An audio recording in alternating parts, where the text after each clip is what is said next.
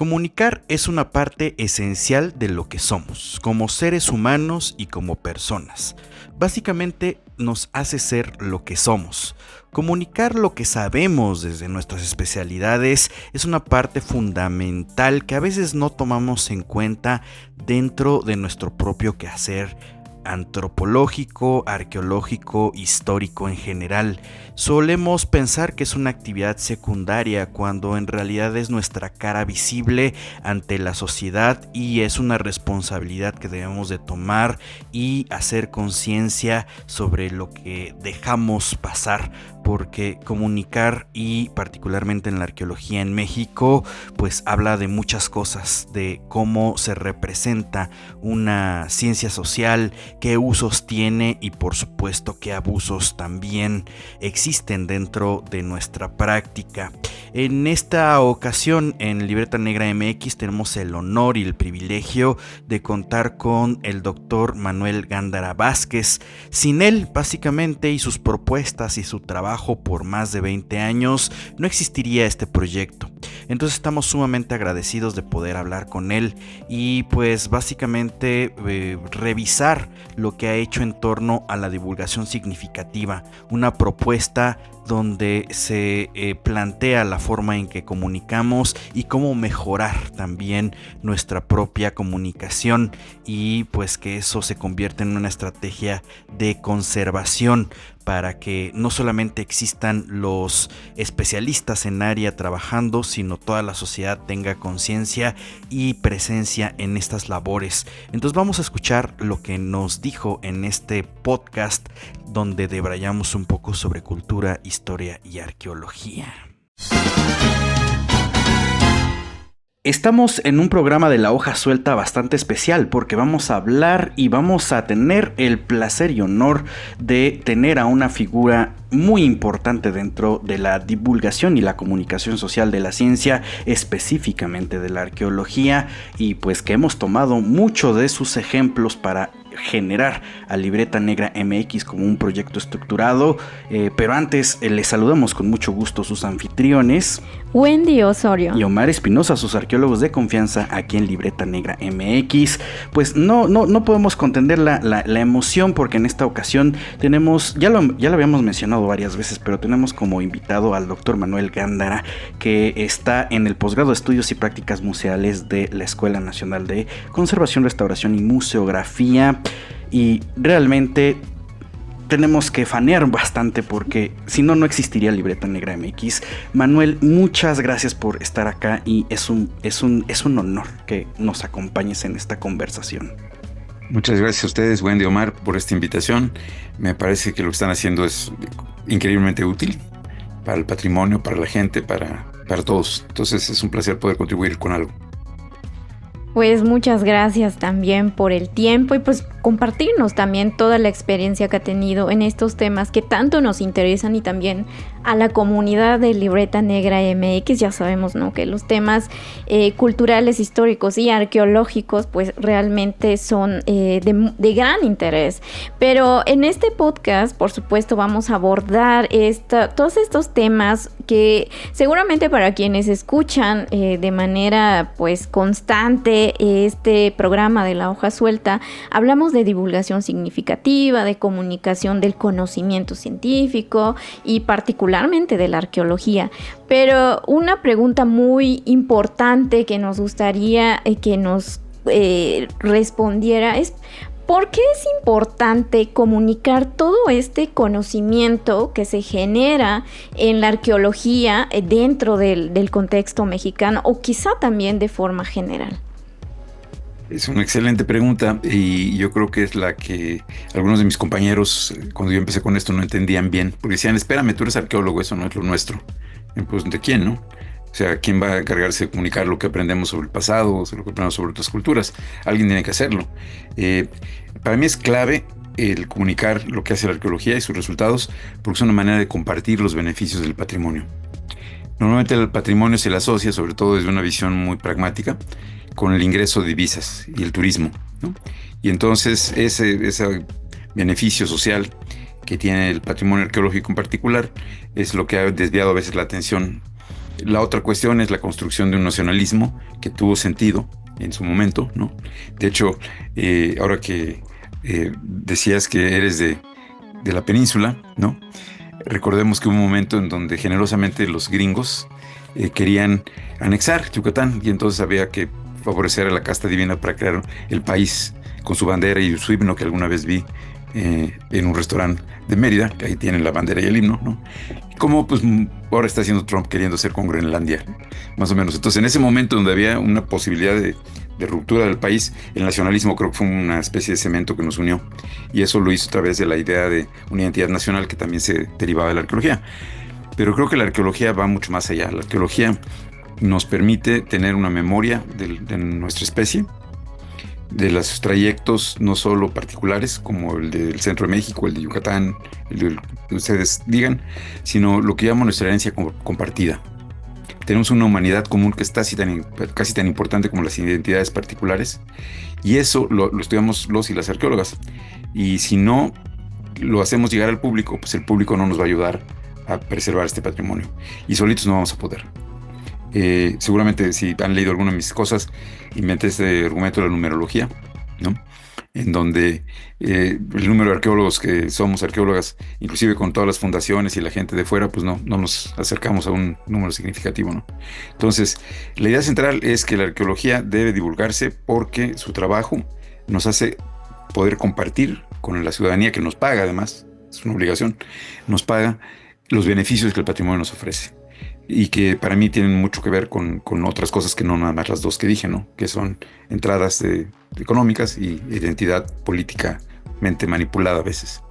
De eso me imagino que charlaremos en un momento más. Sí, entramos fuerte porque el tema da para bastantes cosas y ya estás poniendo sobre la mesa diferentes puntos, ¿no? En este caso que es importante comunicar porque al final viene desde una responsabilidad. Al final la arqueología en México tiene este parámetro de que, bueno, ha sido una práctica institucionalizada, que además se hace desde una visión de Estado-Nación y a partir de ahí pues se hacen los usos y prácticas de lo que llamamos herencias culturales o patrimonio cultural. Lo hemos escuchado en muchos espacios y en muchos lugares, en muchas conversaciones, pero a nosotros en este caso nos llamaba mucho la atención y habíamos repetido infinidad de veces pues que te íbamos a invitar al programa porque queríamos platicar esta visión justamente de comunicar la arqueología y también iniciar y compartir pues qué es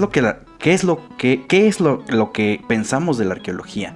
Es decir, qué es la arqueología para Manuel Gándara con una extensiva experiencia que ha ido desde el trabajo de campo que nosotros consideramos como excavación, el análisis y por supuesto también jugar con tecnologías.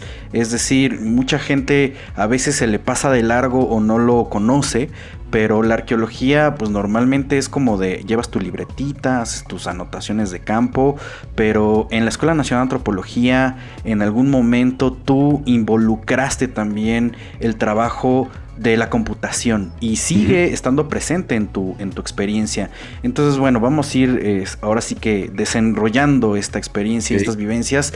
Empecemos por qué es la arqueología, ¿no? Ya vimos por qué es importante conversarla y ponerla en el ojo público, pero ahora, ¿qué es la arqueología y qué función social tiene también?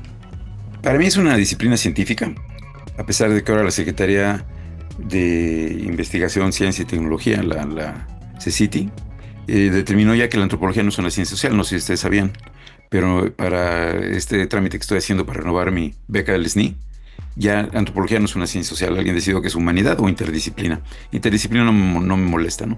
Pero para mí la arqueología es una parte de la ciencia y la historia.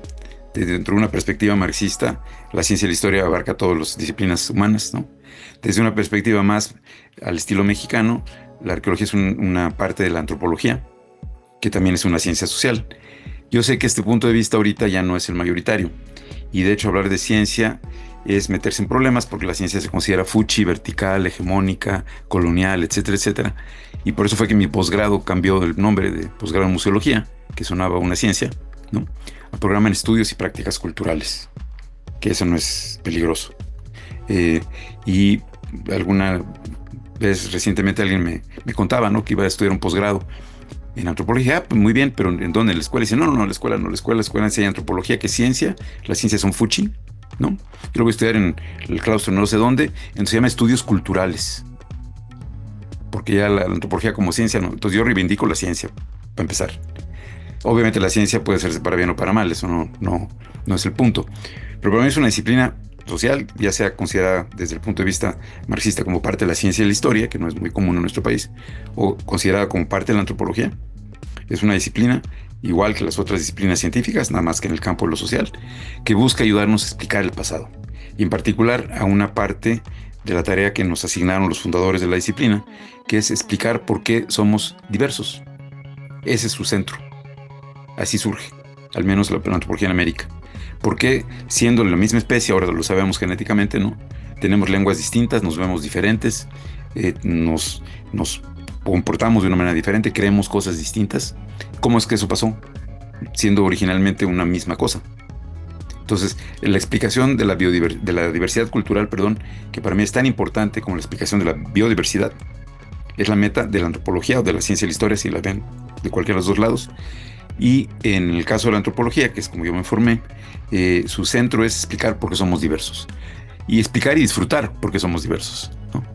Y esto va a tener unas consecuencias fuertes en mi propio enfoque, que llamo precisamente el enfoque antropológico e histórico de la divulgación a la interpretación patrimonial, porque uno de sus centros va a ser apreciar que esta diversidad existe, celebrarla y respetarla, que fue lo que hizo que la antropología fuera una disciplina tan importante a partir del siglo XIX.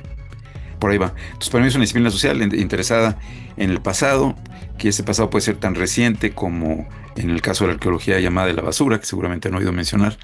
Entonces analizaba la basura de Tucson y de otras ciudades americanas, la basura de ayer, ¿no? Pero normalmente nos restringimos o nos especializamos en aquellos periodos en los que no había registros escritos. Esto no significa que no se valga hacer arqueología en la era maya, por supuesto, donde hay un avance importantísimo en el desciframiento de los jeroglíficos mayas. Simplemente que la arqueología, si tuviera alguna especialidad, es eso, no depende de los textos escritos, es a través de la evidencia material, en particular de la forma en que encontramos las cosas, los contextos, que tratamos de reconstruir lo que pasó, incluyendo obviamente el contexto ambiental. Para mí sería una definición así muy amplia. Claro, porque el mismo desarrollo, ¿no?, de la disciplina, si hacemos un paneo histórico, pues también va acompañado, ¿no?, de los cambios que se han suscitado en el país, ¿no?, desde, pues sobre todo el aspecto político también, ¿no? Esto es algo que no podemos negar. Y por supuesto reivindica o reafirma esta cuestión también, ¿no?, de que tanto las ciencias, la forma de hacer en este caso arqueología, pues también se ve influenciada por esta dinámica cultural, ¿no? Finalmente la cultura, por lo tanto, esto que llamamos patrimonios, herencias biosociales incluso, pues están sujetos a estas dinámicas, ¿no?, a estos cambios. Entonces esto por supuesto para la arqueología de una forma tradicional se ve reflejada pues en la cultura material, ¿no?, que ahí está como nuestra materia principal de estudio, y que precisamente ahí está uno de los potenciales, como nos contaba, del impacto social en un sentido positivo que puede tener o que tiene la arqueología, ¿no?, de abrazar estas diversidades, de mostrarlas, pero también no acompañada también como de estos puntos de vista que intenta hacer como comparativos, ¿no? Para decir, bueno, esta cultura o esta manifestación cultural o esta comunidad es mejor que esta, ¿no? Porque luego sí caemos Exacto. mucho en este tipo de tendencias. Yo creo que la forma también en que debemos comunicar todo ese conocimiento que se genera dentro de la arqueología tiene que ir acompañado de estas líneas de pensamiento, ¿no? En pensar que no podemos seguir emitiendo estos juicios de calificación o descalificación, ¿no? Entonces, creo que también estamos hablando mucho, ¿no?, de cómo comunicar este conocimiento, cómo concebirlo y comunicarlo, que también no es una tarea sencilla, ¿no? El cómo vamos a transmitir este conocimiento, estas ideas a las diferentes personas que se interesan, que van más allá incluso de los perfiles que pues se meten a estudiar, ¿no? Algunas de estas áreas como la historia, la antropología o la arqueología. Y algo que yo creo que también tenemos que tener claro para poder poner en estas vías de comunicación estos conocimientos es tener una perspectiva clara, si es que se puede, porque también son términos que se debaten sobre lo que son estos patrimonios o herencias culturales, pero ¿qué podemos al día de hoy decir de qué se tratan estos aspectos? Déjame nada más primero retomar algo, porque presente sí es la dificultad de comunicar.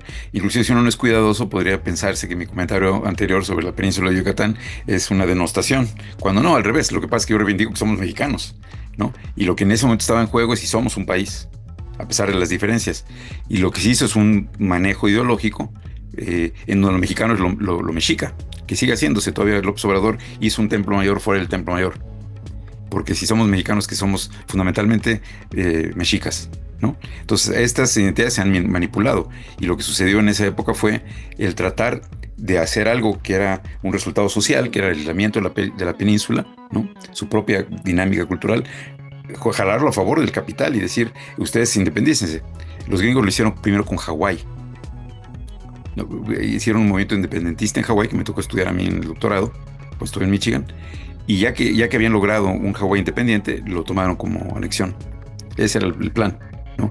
Pero por ejemplo, yo en mi comentario anterior pude haber sido torpe y dar la impresión de que es una cosa que los yucatecos malosos querían. Por supuesto que no, y era la gente de dinero. No sé cómo se sientan ahorita, yo espero que se sientan parte de un país multicultural con una diversidad no única, sino más bien diversa, ¿no? Tal como dice el propio término.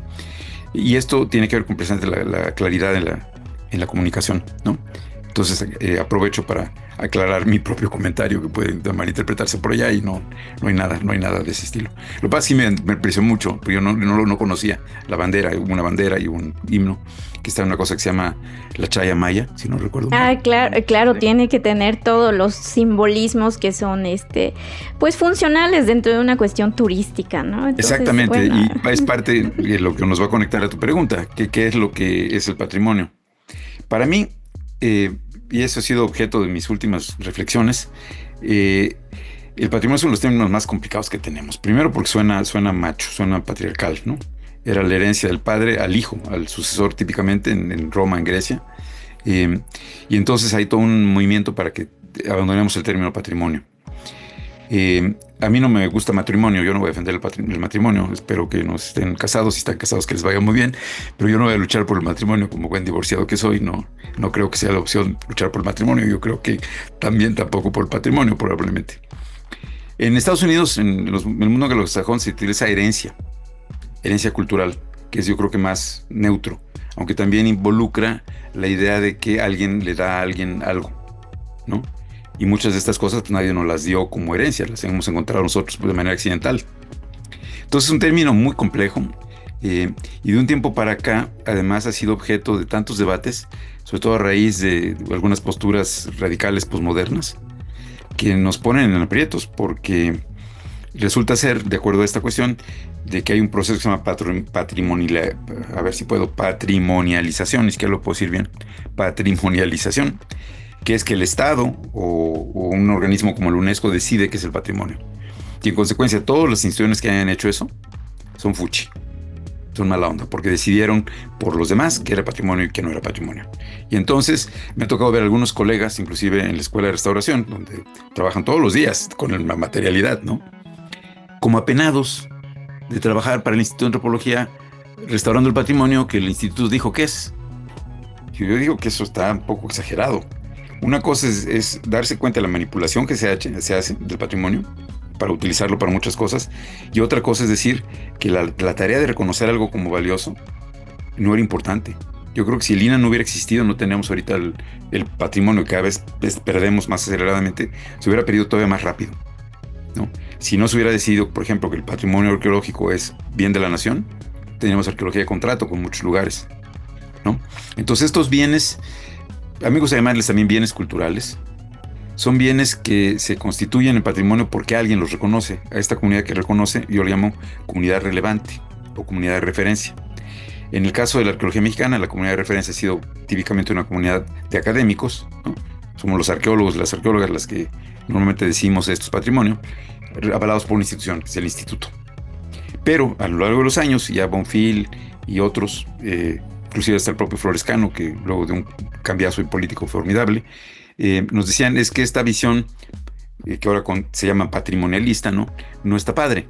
Y entonces Bonfil peleó por el reconocimiento de las culturas populares, que fue uno de sus, creo que, logros un poco paradójicos, porque el concepto de cultura es que todos tenemos cultura.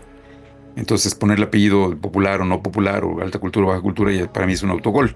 Pero lo interesante estaba reivindicando la idea de que todos tenemos una cultura, y entonces eso es respetable, es lo que siguió, ¿no? Pero ahora está de moda entonces esta idea de que la inversa, es la única que puede reconocer algo como patrimonio es una comunidad local. Yo le llamo comunidad de residencia, ¿no?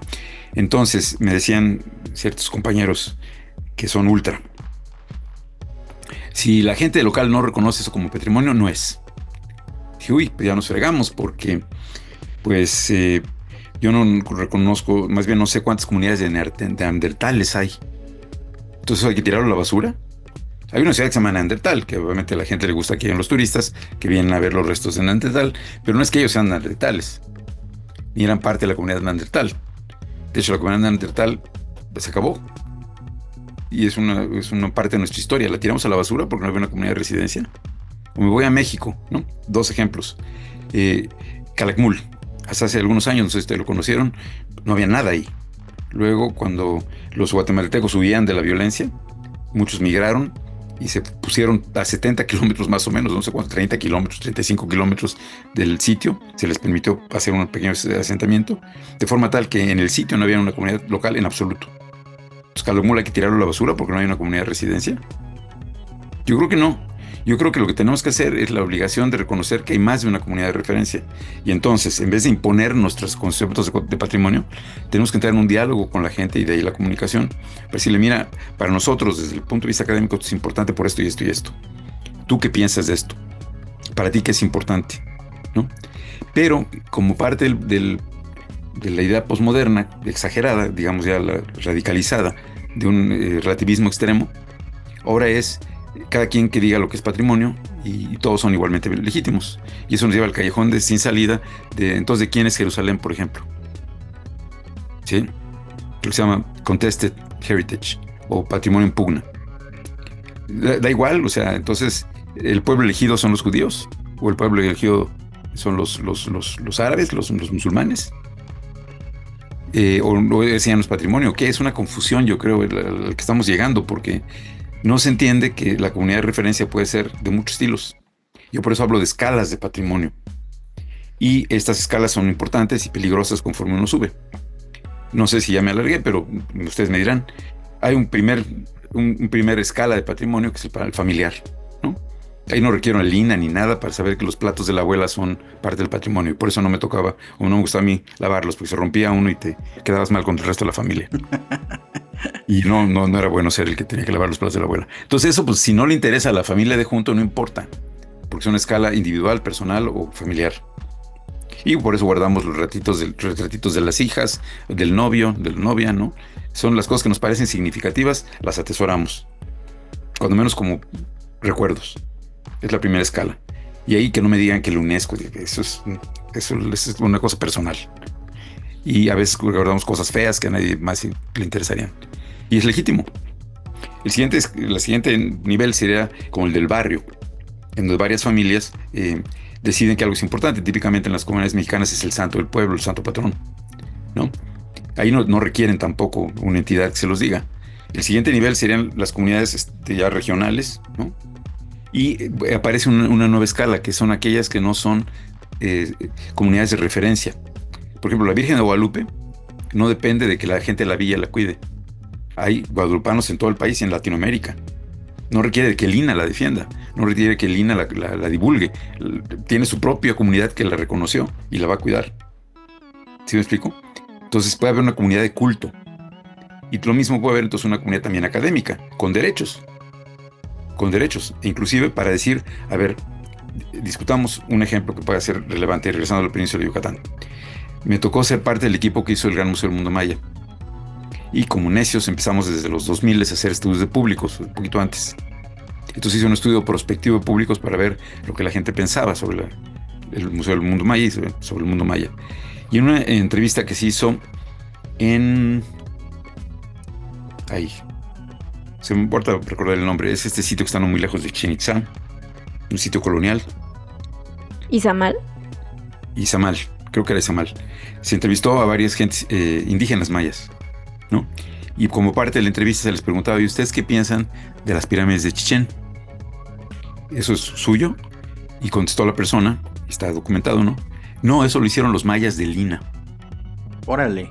Los mayas de Lina eran unos gigantes súper fuertes que en 2 noches, 3 noches hicieron Chichén Itzá.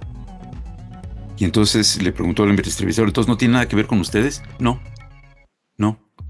¿Por qué? Porque nosotros no somos indios, nosotros somos mestizos, hablamos la maya por comodidad, porque otros hablan la maya, pero nosotros no somos indios. Entonces fíjense qué cosa tan perversa ha ocurrido para que por un lado el patrimonio de la gente, porque hay mayas, por ejemplo, en Honduras, en Salvador, etcétera, que quién sabe dónde vinieron. Están los lacandones, sabemos, son escapados de la península de Yucatán, ¿no? En la guerra de castas. Y los lacandones, estos supuestamente mayas prístinos, llegaron al siglo XIX, ¿no? Pero los mayas yucatecos son los mayas yucatecos. Ahí no hay ninguna duda, desde toda la vida.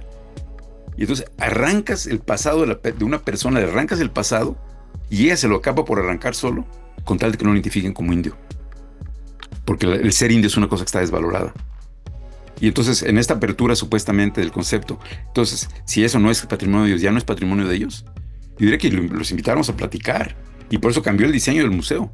Y empezó con los mayas de hoy y se fue para atrás. Al opuesto a lo que sucede en el resto de los museos sobre el área maya, ¿no? Entonces, estas comunidades de referencia, a veces ellos mismos no valoran su patrimonio. Y se entiende perfectamente por qué. No quieres que te llamen indio, te discriminan. Porque presente la diversidad cultural no está apreciada. ¿Sí me explico? Sí, entonces totalmente. Parte de nuestra tarea es esa, es recuperar eso. Entonces, termino diciendo, las más grandes son la escala nacional, sin duda, donde hay un estado que lleva una batuta, y la escala internacional, que es la más complicada, porque hay un organismo como la UNESCO que decide que es patrimonio mundial, ¿no? Pero lo interesante entonces es que el patrimonio es el conjunto de bienes, materiales, espacios, paisajes, prácticas culturales, creencias, que alguna comunidad de referencia encuentra dignas de ser conservadas. Y algunas de estas cosas no requieren de instituciones. Y yo digo que son grandes aportes a la cultura mundial. Yo ahorita no estoy usándolos, pero normalmente hago mis conferencias en chanclitas, que se inventaron aparentemente en Oriente, de estas así de pata de gallo, ¿no? No hay que hacer una ley que defienda las chanclitas que se inventaron. La propia cultura las reproduce, ¿sí me explico? Claro. Eso es parte de nuestro patrimonio. El café que inventaron en África, o descubrieron en África, es parte de nuestra cultura, de nuestro patrimonio. Entonces no requerimos para eso instituciones. Más bien el problema es qué pasa con las cosas que nadie quiere o nadie se sea responsable. Yo cuando estaba chiquito me tocó, y lo he dicho en varias conferencias, que UNICEF, que es la parte del UNESCO que se encarga de las infancias, ¿no?, pidiera como parte de la colecta de ese año apoyo para Abu Simbel en Egipto, en un templo formidable iba a ser inundado. Y el gobierno egipcio dijo, es que es muy importante la arqueología, pero más importante el presente. Y requerimos controlar las aguas del Nilo y que el agua llegue a los agricultores. Entonces que se pudra. Y la UNESCO dijo, no, como que se pudra. Y entonces hicieron una colecta. Yo no sé cuántos domingos junté mi domingo para que junto con los de mi familia lo mandáramos, siendo que no soy egipcio. ¿Sí? No es mi identidad nacional. No sabía tanto, tenía 8 o 9 años cuando mucho, sobre los egipcios, pero los había visto en las películas, sabía que la importancia eran emociones, había momias, ¿no? Y en la medida de lo posible, si Egipto como país no atiende eso, creo que es mi responsabilidad entrarle.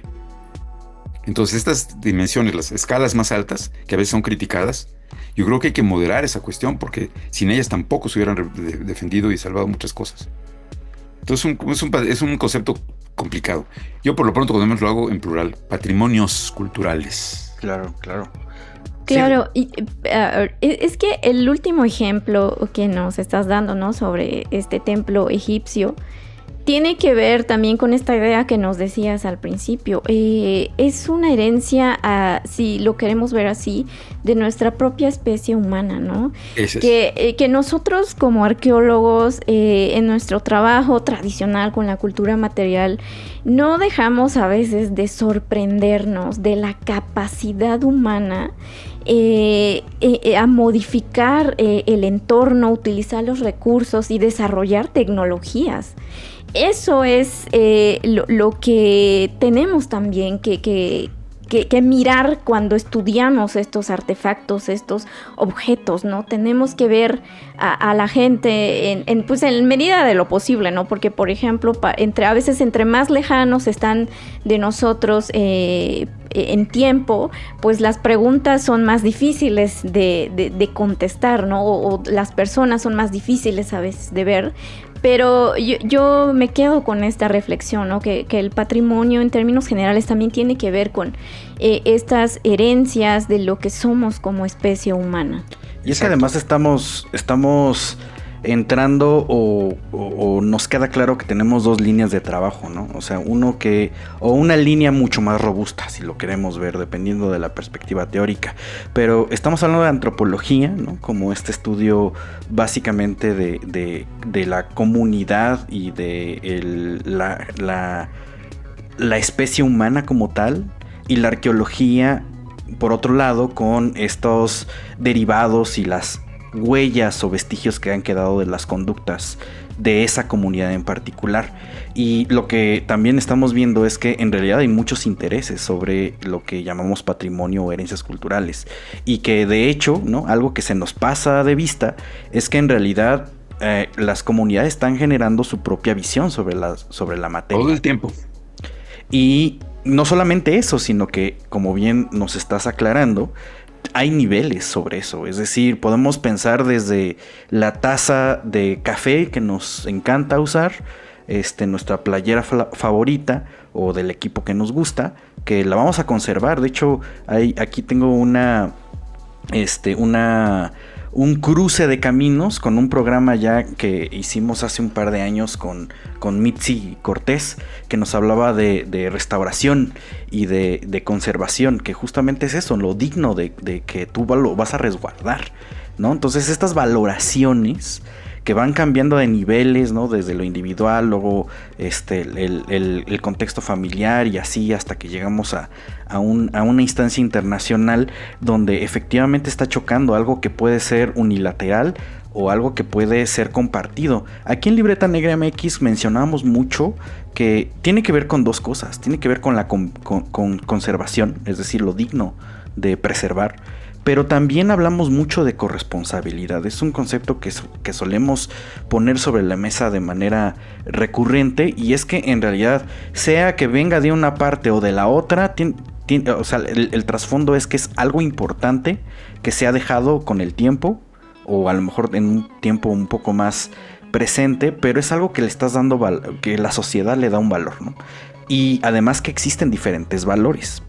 Y eso es un centro de tu propio trabajo, que no solamente es el concepto complicado, que por cierto en la arqueología y antropología nos encanta complicarnos la vida, porque no solamente tenemos patrimonio, sino también tenemos el propio concepto de cultura, que también es un debate amplísimo, que bueno, no nos vamos a meter ahorita, pero con que tengamos consideración que es algo que surge de la sociedad, ya tenemos un pasito, pero que así como existe un debate dentro de los patrimonios o de las herencias culturales o de los bienes culturales, pues también hay una situación de valores o intereses que están dentro de esa conceptualización, no solamente desde la parte de la patrimonialización, sino que en realidad todos los grupos que interactúen con esos bienes culturales van a tener una visión distinta. De ahí surgen los valores, ¿no?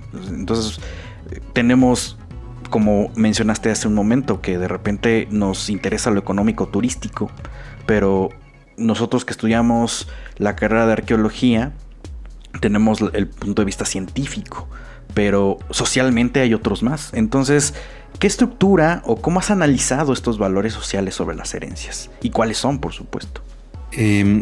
Pues mira, yo pienso que la cosa es bastante compleja y que una conservación integral del patrimonio tendría que tomar en cuenta 5 áreas de trabajo, y ahora voy a referirme también a los valores, ¿no? Pero 5 áreas de trabajo, que serían la investigación en todos los campos relevantes, no nomás la antropología y la historia, sino la propia restauración, la arquitectura, ¿no? Todos los campos relacionados al patrimonio. Una segunda faceta es la intervención física, que sería la restauración, que implica meterle mano al objeto, ¿no? Y por eso le llaman intervención a su trabajo y los restauradores. Un tercer marco, que sería el marco legal, que en nuestro país es fuerte, pero a veces no se cumple. Un cuarto ámbito, que sería el de la socialización del conocimiento, que es donde yo pongo la divulgación, que es presente cómo este patrimonio nos beneficia a todos. Y último, es un campo que yo llamaba de planeación estratégica y administración, pero ya perdí, toda la gente le llama de gestión.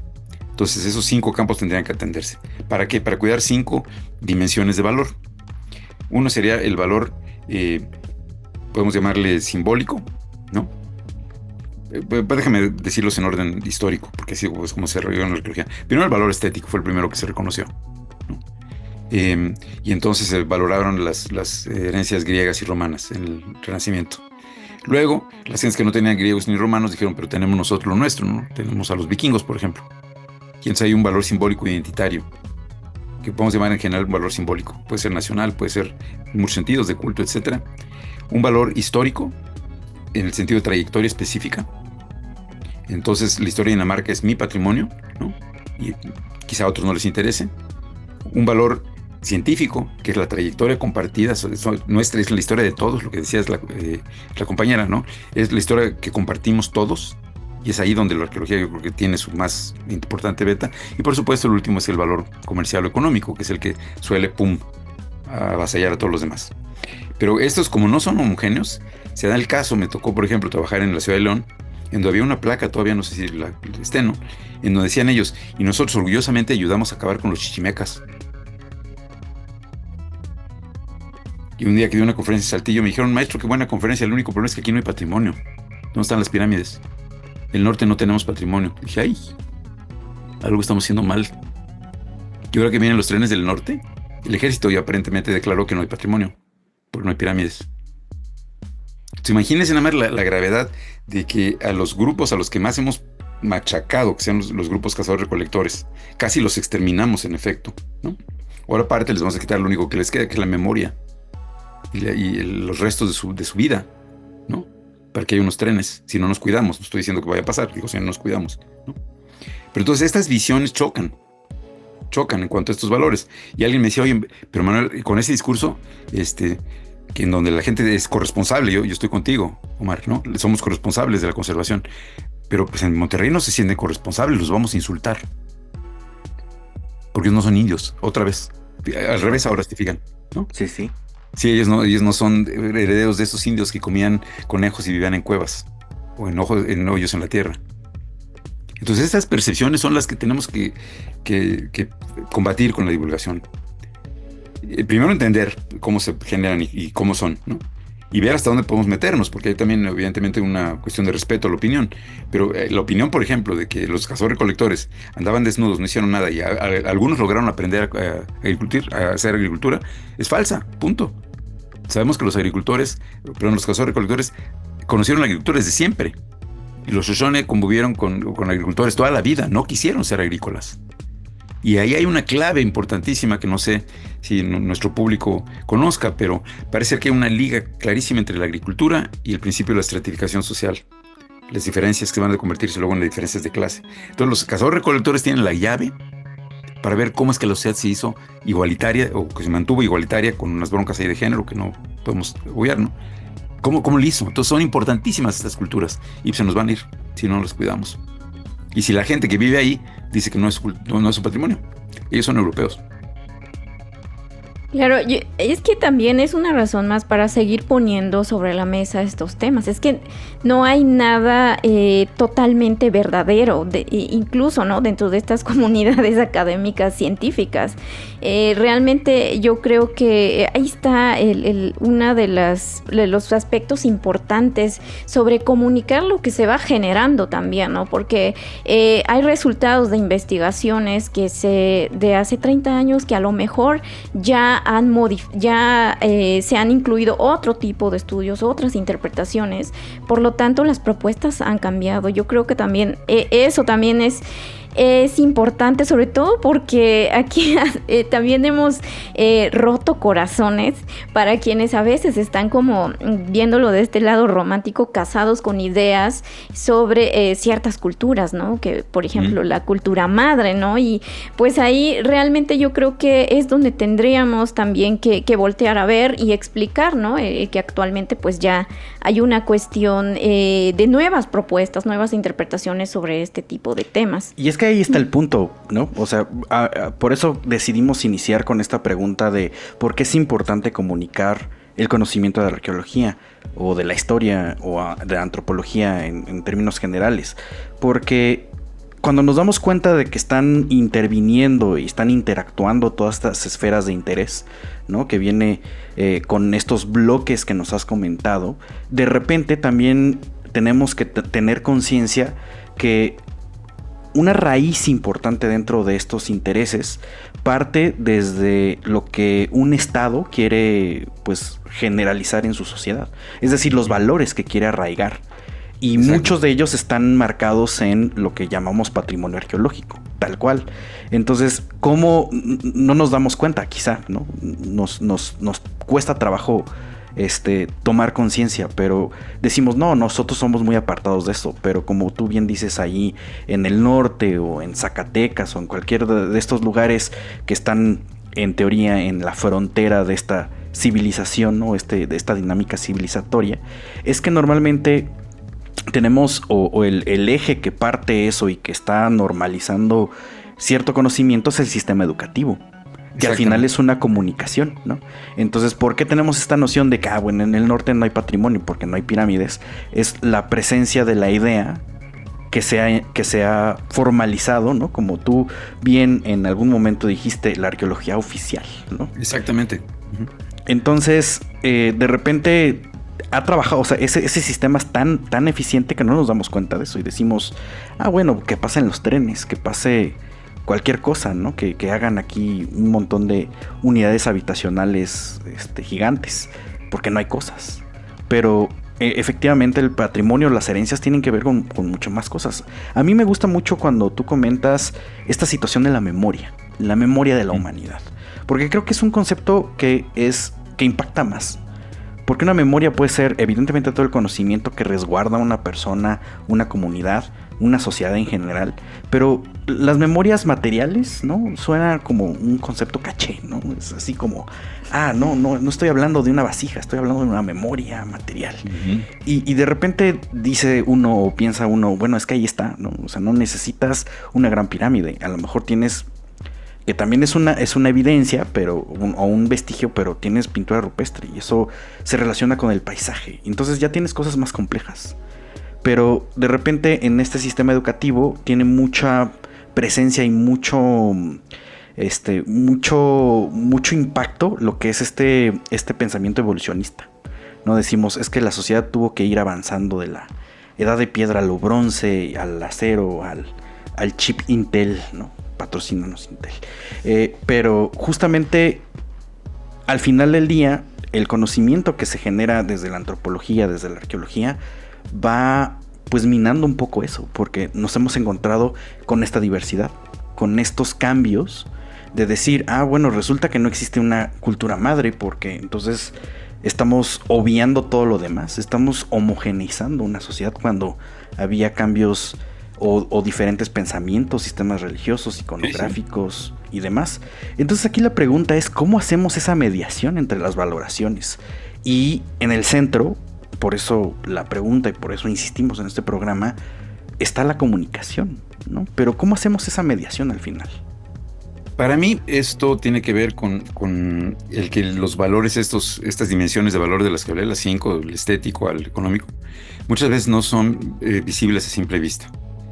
Y es algo que yo aprendí de una tradición que se desarrolló en Estados Unidos, que ustedes conocen, que se llama la interpretación, antes se llamaba ambiental, y luego tomó ya su nombre específico, que es la interpretación temática, que es una manera de comunicar, es una estrategia de comunicar del patrimonio, porque se dieron cuenta los que fundaron la ecología y los que fundaron los parques nacionales gringos, que con estar en un bosque ya no nomás conocía, entendías el bosque, ¿no? Pero en este caso pues hay que hacer carreteras y pongamos topes en las carreteras para que la gente se pare, vea el bosque y ya lo entendió y lo cuide, ¿no? Eso no funciona así. Entonces había que hacer evidente las cosas que para algunos no eran evidentes, aunque otras sí son, ¿no? Y eso es clarísimo, no hay gente ignorante en ningún lugar del mundo. Todos sabemos cosas distintas. Inclusive esta gente que no son ni por mucho todos, a veces hablo como si analizara yo de manera responsable. No toda la gente del norte tiene este punto de vista, evidentemente. Hay gente que está muy preocupada por este patrimonio y ahora que le robaron un pedazo de pintura mural a alguna cosa, no sé si en Zacatecas, ¿dónde fue? En Coahuila. Coahuila, sí. Hizo un escándalo. Sí, de hecho tenemos un programa con Yuri de la Rosa que nos platicó el fondo y el detrás de este robo patrimonial, efectivamente. Exactamente, entonces de repente la gente sí se acuerda que tiene, o sea, no es todos, ¿no? Pero si no tenemos claridad sobre qué es lo que estoy viendo y por qué es importante, se me va a ir. Entonces yo lo que he encontrado es que tenemos para comunicar bien, que cuando menos tener varios cuidados. Uno, evitar la terminología especializada. Porque entonces si lo que le decimos que esto es preclásico medio, ticomán, no sé qué, ya lo perdimos. Eso lo entendemos los arqueólogos, las arqueólogas. Y no es igualmente autoevidente para todos, ¿no? Segundo, se requiere un mínimo de contexto. Yo en alguna de mis conferencias en Perú, creo, les dije, ¿ustedes qué opinan, no? De que se encontró guacamaya guacamayo en Tula. Todo el mundo se quedó a 6. ¿No? ¿Qué es guacamayo? Guacamayo pues es un pájaro, ¿no? Y Tula, pues tal vez algunos sepan que es una ciudad prehispánica y el nombre de ciudad es hacia el sur. Pero a mí me dijeron eso cuando yo era estudiante en segundo año de la carrera, me dijeron, Manuel, acabamos de encontrar papagayo en Tula, y me quedé igual. Pues no sé cuáles son los antecedentes. La cerámica papagayo se hace en Costa Rica. Y en Tula, a cientos de kilómetros de distancia, había cerámica papagayo. ¿Qué hace ahí? ¿Cómo llegó? Las vicisitudes que la gente que la llevó hasta allá, que lo pudieran asaltar, porque es una cerámica muy elaborada, ¿no? De forma tal que papagayo en Tula, a cualquiera que le sabe, pues le dice, ay, qué padre, qué relevante. Pero quien no tiene los antecedentes, quien no tiene la terminología y que no tiene el contexto, porque si dijéramos, ok, otra vez papagayo en Tula, ¿cuál es? Es el 2337. No, es el único papagayo que ha salido. Es contexto. ¿Sí me explico? Entonces, antecedentes, si tú no sabes lo que es papagayo, si no sabes que Tula está en Hidalgo, si aparte no sabes que es rarísimo que haya una cosa de esas ahí, inclusive no te puedes emocionar y decir, cámara, ¿cómo le hicieron? ¿Para qué llegó ahí? ¿Por qué está ahí? ¿Por qué está en la casa de un noble? ¿No? Algo que se hizo en el área maya, o ya ni siquiera maya, es un área transicional, es un área con sus propias culturas, ¿no? En Costa Rica. Es más, les llaman cultura de transición, eso no les gusta a ellos porque dicen que no son tradiciones de nada, ellos son los costarricenses. Llega hasta Tula. Pero entonces para comunicar yo creo que tenemos que tener en cuenta eso y sobre todo haciendo referencia a algunos valores que los autores que seguimos nosotros dicen que son universales. Yo no soy tan seguro que sean universales, soy antropólogo, pero cuando menos generalizados en la cultura occidental. Y eso lo entendemos bien. Si yo te digo que este es el lugar donde los patriotas pelearon por la independencia, ya estás en un mood, ya estás en un estado emocional particular, ¿no? Si digo ese es el lugar donde se refugiaron los traidores, es otra cosa, porque esas ideas las entendemos de antemano. Y por eso en lo que intentamos hacer nosotros en Xochicalco, no sé si ustedes ya lo conocen, pero lo hicimos como lo hicimos, ¿no? Lo que hicimos fue voltear el chirrón por el palito. Estas personas quemaron su ciudad. Como la gente entiende qué es quemaron, qué es ciudad, y normalmente los habitantes de una ciudad no la queman, generamos una pregunta. ¿Y por qué la quemaron? ¿No? ¿Qué pasó ahí? Y eso va a dar pie a una narración, que es otra cosa importante, que lo que vamos a decir, si la podemos envolver en un relato que tenga las características que la teoría dramática nos señala, ¿no? Que tenga conflicto, que ese conflicto de alguna manera se resuelva, etcétera. Entonces nuestro chance de comunicar mejor se incrementa. Y eso es a lo que me he dedicado los últimos, que será 20 años de mi vida, ¿no? Porque los primeros los que voy a convencer eran mis colegas. Decían, ¿y este tipo qué hace estudiando guión cinematográfico? ¿Qué hace estudiando economía de la experiencia? ¿Qué hace estudiando turismo? ¿Qué hace? ¿No? No entendían. Y ellos decían, no es que eso no es arqueología, Manuel. Entonces, afortunadamente, tuve quien me hiciera caso y ahora soy muy feliz entre los restauradores y restauradoras. Restauradores y restauradores, perdón. Es que también todos estos aspectos, porque que comprende o que tendría que comprender una comunicación asertiva, además, en este proceso, ¿no? De generar estas vinculaciones y estos puentes con las personas, pues sí va, quienes hemos emprendido el camino, pues nos hemos enfrentado a muchas de estas barreras de la comunicación, ¿no? Que muchas tienen que ver propiamente con la formación que tenemos en las escuelas. O sea, hay que decirlo, no, ya sea por falta de espacio o de inclusión dentro de los planes de estudio, estas cuestiones difícilmente se discuten o se discutían. Esperemos que la cuestión esté cambiando en las aulas donde se forman, pues, los antropólogos, historiadores, arqueólogos. Y yo creo que también hay que reconocer que tenemos estas, digamos, necesidades, ¿no? También de recurrir a otras áreas del conocimiento para lograr esta cuestión de la comunicación. Pero también con este comentario que dices, ¿no? Que luego la apreciación que pueden tener algunos colegas puede ser incluso en detrimento, demeritando estos trabajos, ¿no? Que comprende la divulgación, porque yo creo que hay que insistir en que también la arqueología, la antropología, la historia sí necesita comunicar la importancia que tiene en un país como México, por ejemplo, ¿no? Actualmente, y esto es algo que siempre hemos compartido incluso en aulas o con quienes nos preguntan, es que estamos pasando, no lo podemos negar, una situación crítica, pues, para quienes tenemos estas profesiones, ¿no? Pero esto también tiene que ver con la falta de comunicación que no hemos hecho quizá durante décadas, y hacer esta conexión en la que la importancia de, por ejemplo, hacer arqueología sí tiene que ver con sí generaría un impacto social positivo, pues para la gente, ¿no? Finalmente, para las comunidades que están dentro de estos o que comparten los territorios donde están, por ejemplo, los vestigios arqueológicos, ¿no? Porque pues ahora tristemente nos enteramos de casos donde incluso se encuentran en disputa, ¿no? Incluso esta cultura material, ¿no? Que si la institución ya no es bienvenida, que si a la comunidad se le exigió pero no se le cumplió. O sea, realmente sí necesitamos, y como cualquier otra ciencia, yo creo, comunicar la importancia que tiene, ¿no? También el trabajo que hacemos.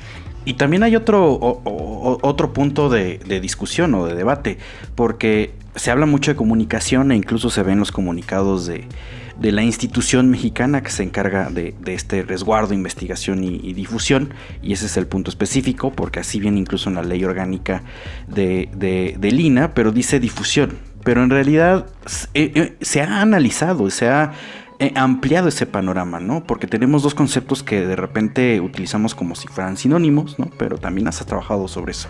Tenemos difusión y divulgación, que han salido en esta conversación un poco de manera así, medio aleatoria, pero también hay un trabajo de fondo en eso, ¿no? Porque se tiene que diferenciar, incluso hasta los públicos a los que se dirige. Entonces, si nos puedes comentar un poco sobre este marco, ¿no? Este marco conceptual sobre difusión, divulgación, y también entrarle a lo que comentaste hace un momento, interpretación temática que viene desde los parques naturales en Estados Unidos, pero ya se ha trabajado, y además tú eres como un poco el perfil visible, pero hay mucha gente involucrada, Antonieta Jiménez, Alejandra Mosco, y bueno, una generación nueva de especialistas que también trabajan sobre estos temas, que ya no solamente es interpretación temática, sino también tenemos divulgación significativa, interpretación intercultural, e incluso ya en términos turísticos tenemos otro tipo de cosas. Pero bueno, a ver, cuéntanos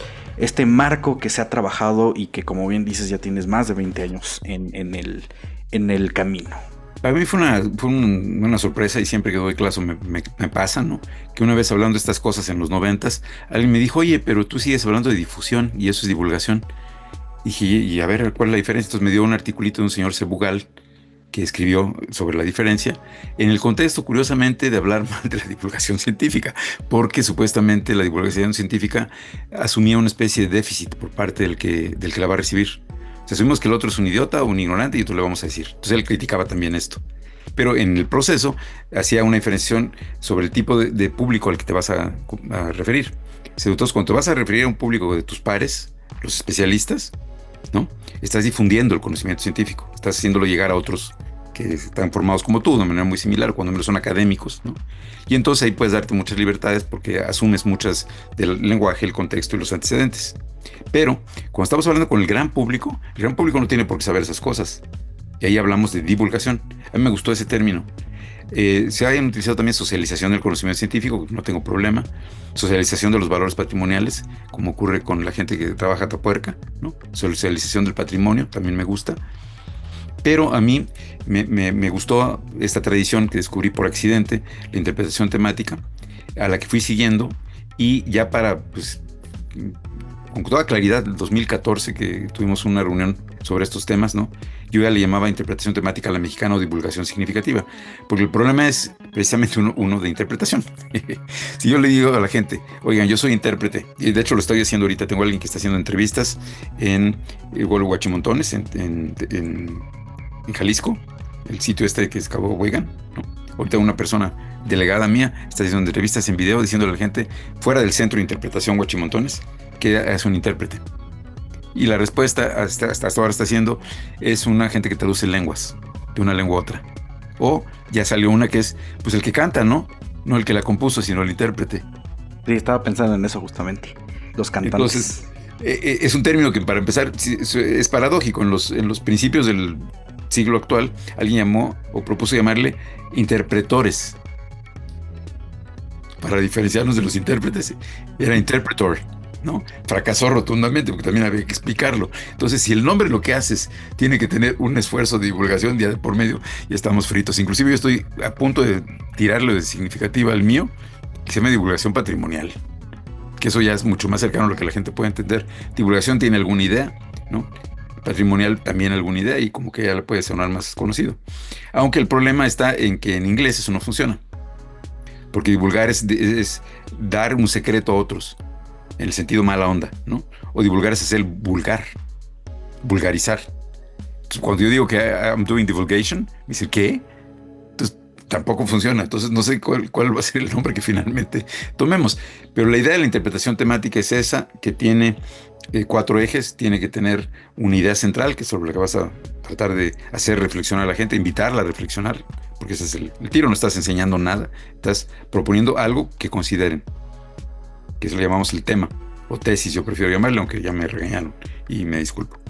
Tiene que estar bien organizada, tiene que ser fácil de entender, tiene que ser relevante para la gente, y para ser relevante tiene que ser dependiente de lo que la gente ya sabe y entiende, no de cosas que nunca ha oído. Y por último, pues tiene que entretener nuestro cerebro, ¿no? Entonces, estas 4 características, yo lo que he hecho es sumarles este enfoque antropológico, que dice que estos patrimonios tienen estas funciones, y una de las centrales es desnaturalizar. Desnaturalizar. No hay nada en lo cultural que sea natural en el sentido genético, o que, por ejemplo, como dicen, ¿no? El matrimonio contra natura, ¿no? El matrimonio igualitario. ¿Y quién dijo que hay un matrimonio natura? La antropología nos muestra que hay uno contra uno, uno contra una, uno contra muchos, muchos contra una, uno es más el tío, uno es cuando se muere se convierte en la esposa, ¿no? Hay tantos, y esa es la diversidad cultural, que el patrimonio nos da testimonio físico. Sí, a veces. Aquí está la prueba, o sea, no puede decir que no es así. Y entonces, ¿cuál es lo natural? Entonces, una de las cosas que hace este enfoque mío de interpretación patrimonial, que comparto con Tony Jiménez, ¿no? Y otros intérpretes, es el hacer ver en que no hay nada natural. Todos son prácticas culturales situadas y que hay que entenderlas y valorarlas. Se puede criticarlas, se puede entrar en un diálogo con ellas, ¿no? Pero no hay una que sea la natural. Si no, díganme cuál es la natural, pues. Y si no, nos metemos al círculo vicioso de lo natural, porque lo dice el libro sagrado, y porque es el libro sagrado, porque lo dictó el profeta, y porque sabemos que es el profeta bueno, porque el libro sagrado dice que el profeta es el... Y ahí te vas, ¿no? Y estos broncas ahorita en el mundo son broncas identitarias. Entonces a mí me preocupa el que no se reconozca la humanidad común. Entonces una de las cosas que tiene mi enfoque. Y la otra cosa que tiene es hacernos ver que todo es histórico, todo cambia. Y ha estado cambiando y entonces dándole esperanza de que tal vez va a cambiar para bien. Que yo, una esperanza que digo el marxismo. Aunque el marxismo real cada vez está más vapuleado y ha tenido un montón de problemas, ¿no? Porque no se deja criticar. Ahí está el problema. Entonces algo que no se deja criticar le pasa que se puede volver de algún color raro como morena, algo así, ¿no? O moreno, perdón, quise decir. Y si no se vale la crítica, pues las cosas se amorenizan. Claro. Pero bueno, me estoy desviando. Es básicamente la idea de la forma de comunicar que yo propongo. Y para eso tenemos que hacer algo que es conectar con lo que la gente ya entienda. Y por eso es difícil, porque cuando no sabes quién va a ser tu público y qué cosa le puede interesar o no, tienes que jalarlos desde otra manera. Y por eso la idea de por qué quemaron su ciudad, yo creo que es mucho más atractiva. ¿Usted cree que el epiclásico, No, Xochicalco es un lugar particularmente bien conservado, el epiclásico, que lo dice literalmente la UNESCO. Y tuve la fortuna de que me llamaron de un centro de la UNESCO en Corea para discutir con un grupo de expertos sobre qué va a ser la interpretación de aquí en adelante, ¿no? Y nos metimos en unos debates fortísimos, porque para ellos intérpretes son los de la UNESCO. Nosotros somos presentadores. Órale. Y entonces le dije, vamos a ver si la National Association for Interpretation, la NAI, o NAI como le decimos en español, ¿no? Con 7,000 miembros, se va a cambiar el nombre, Asociación Nacional de Presentadores, ¿no? O Interpret Europe, la Asociación de Intérpretes Europeos, tiene más de 1,200 miembros, se va a cambiar a Presentation Europe, ¿no? Entonces es ahí donde la parte esta mundial es peligrosa, porque aparte, si eso hubiera llegado, afortunadamente creo que ya se paró, hubiera llegado a ser norma, si nosotros hemos firmado la convención respectiva, estamos obligados a seguirla. Es vinculante. Entonces fue una polémica fuerte, pero eso, por ejemplo, al público normal, pues que le va a interesar si nos llaman de una manera o de otra, ¿no? A veces no le parezca un tema interesante. Sin embargo, para que al final terminemos siendo guías de turistas, ¿no? Exactamente, sí, exactamente. Aunque curiosamente, porque ese es el término conocido. Aunque curiosamente, ahora que di una clase en el diplomado que yo fundé, imagínate, en los 80s, que no tenía ni la menor idea de lo que estaba yo haciendo, o sea, no sabía nada de divulgación, nada de interpretación, fundé un diplomado para turistas, para guías de turistas. Entonces me invitaron a mi diplomado hace unos años y les presenté la idea de intérprete. Y la mayoría de la gente que no sabía qué era estaba fascinada, ¿eh? Y cómo los intérpretes patrimoniales le están ganando terreno durísimo a los guías de turistas. Porque el guía de turista no entra con una visión articulada teóricamente de qué es lo que va a hacer. Y entonces inventa cosas, ¿no? No todos, evidentemente, hay unos muy buenos, son intérpretes naturales, pero muchos le echan su cosecha. Y a veces con mentiras racistas, como que el hombre de Palenque no es un hombre, realmente es un astronauta, ¿no? Con lo cual no nada más los indios somos chafas, sino los humanos en general somos chafas. Sin los marcianos no hubiéramos hecho nunca nada. Claro. Sí. Pero, por ejemplo, ahorita que mencionas esto de los guías, ¿no? Estos tradicionales que luego se forman en estos procesos de los diplomados dentro del sector. Algo que también en algún otro espacio has comentado, y yo concuerdo, es fomentar también trabajar con los guías de turistas locales. Definitivamente. Sí, porque yo creo que por diferentes razones, a diferencia, ¿no? de alguien que no creció en ese lugar, está muy enajenado de las dinámicas sociales de la región, pues se le podría hacer fácil pues ir con estas narrativas, ¿no? Que ya para nosotros desde la arqueología pues ya son súper fumadas, ¿no? Pero yo creo que esta parte, ¿no? de los guías locales que además conocen la tradición oral, ¿no? de sus comunidades, y que esto puede ser una herramienta muy valiosa para compartir con los visitantes, por ejemplo, de los sitios arqueológicos, ¿no? Entonces, por supuesto. Pero, y agarrando este ejemplo, me gustaría que también, a partir de pues, todas estas décadas de experiencia que tienes y que nos estás compartiendo aquí, qué más se puede implementar para también mejorar esta comunicación, estas mediaciones, estas interacciones que se dan, en donde pues finalmente el patrimonio cultural se encuentra inmerso en diversas dinámicas? Yo creo que algo que mencionaste ahorita, que es la importancia de los guías locales, es algo que tenemos que retomar. Y de hecho, cuando se empezó a discutir lo del Tren Maya, muchos de los arqueólogos decían, vamos a pararlo. Decían, no vamos a poder. La ley es muy clara, cuando se trata de una obra de beneficio social amplio, va. Y nada más va el salvamento, ¿no? Dice, mejor preparémonos para lo que viene. Y eso tiene que ver con la relevancia de la arqueología. Si tú me dices, este proyecto es un proyecto muy importante porque recuperó tantos tepalcates, eso a mí me deja frío. Descubrió 40 nuevos sitios, me deja frío. El problema es la relevancia de la arqueología.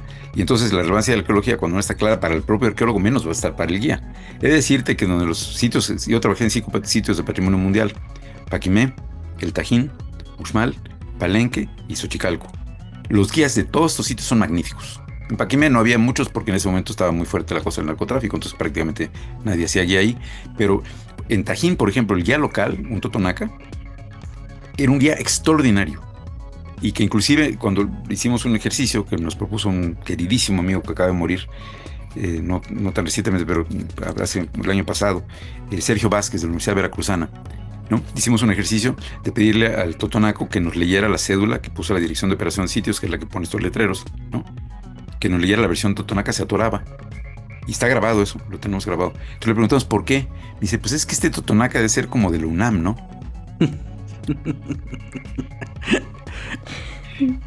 Y yo, ¿por qué? Dice, pues que así no hablamos acá. Sí, entonces, ¿cómo lo harías tú? Y entonces ya lo hizo él natural, ¿no?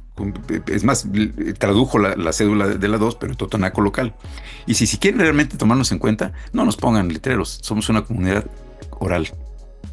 Pero justo un poco podemos ver un proceso paralelo, ¿no? O podemos pensar en paralelismos, porque al final, en esta situación de la patrimonialización internacional, ¿no? O con esta vía unilateral, estamos viendo, UNESCO puede decidir como los sitios o los elementos que son patrimonio mundial.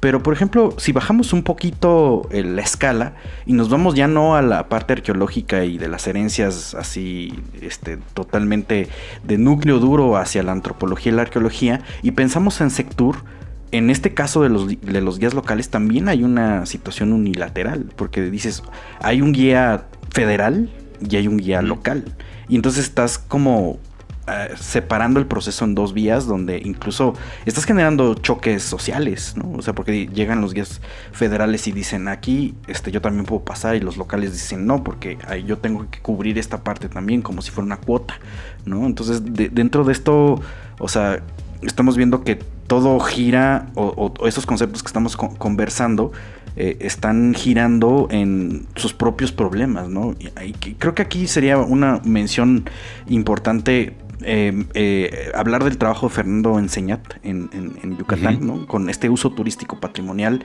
en la península de Yucatán, y que también se ha estado estructurando un análisis bastante interesante sobre justamente los conflictos que se generan del uso de los sitios arqueológicos, sobre todo Tulum y Cobá, dentro de esta dinámica que parte de lo académico, parte de la gestión institucionalizada, parte de la sección de Sectur, y también esta situación que a veces no tomamos en cuenta, pues la comunidad, las comunidades, ¿no? Que no solamente es en torno a los guías locales, sino las propias comunidades que dicen, voy a cerrar este sitio porque a mí no me da ninguna relevancia. Términos relevancia en el entendido que desde la parte de la negación histórica local, ¿no? O sea, yo ya no me reconozco con esa identidad, pero por otro lado también es, bueno, yo veo que aquí entran no sé cuántos millones de personas al año y no me cae ninguna moneda. Exacto. O sea, y los están excluyendo, ¿no? Un proceso muy complicado. Y por eso es que la gente cerró Chichén durante un tiempo. Yo trabajé en Chichén, es un sitio que trabajé antes de estos otros 5 sitios. Fue mi primer estudio público realmente fuerte en un sitio ya más o menos de manera sistematizada. El primero fue en Paquimé, pero luego hicimos uno en Chichén con la Dirección de Operación de Sitios, y lo que encontramos es eso, que hay un malestar generalizado. Y a mí me dijo el presidente municipal de Pisté, ¿no?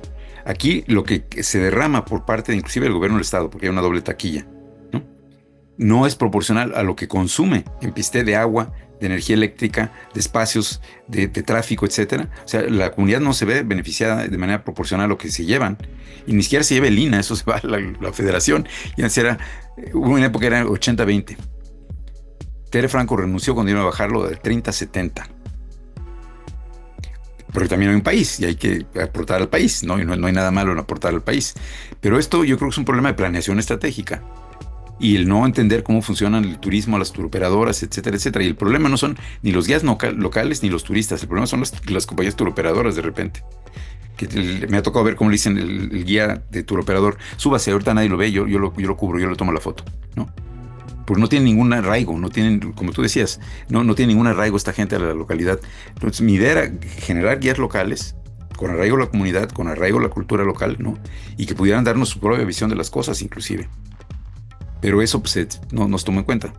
Y entonces lo que hicimos fue, pues, van a trabajar luego, me imagino, como meseros o como... que no tiene nada de malo, ¿no? Pero no es una planeación en donde la comunidad inmediata a los sitios se beneficia de manera proporcional y entonces tienen derecho a estar enojados. Lo malo es que de repente también piensan que esto más es una mercancía. Ya no es la mercancía del Estado, es la de ellos, y entonces ellos la deben de vender. Entonces se va dados al queso, porque si es así, pues tampoco se va a conservar, ¿no? Y hay ejemplos en Bolivia en donde eso ha pasado, ¿eh?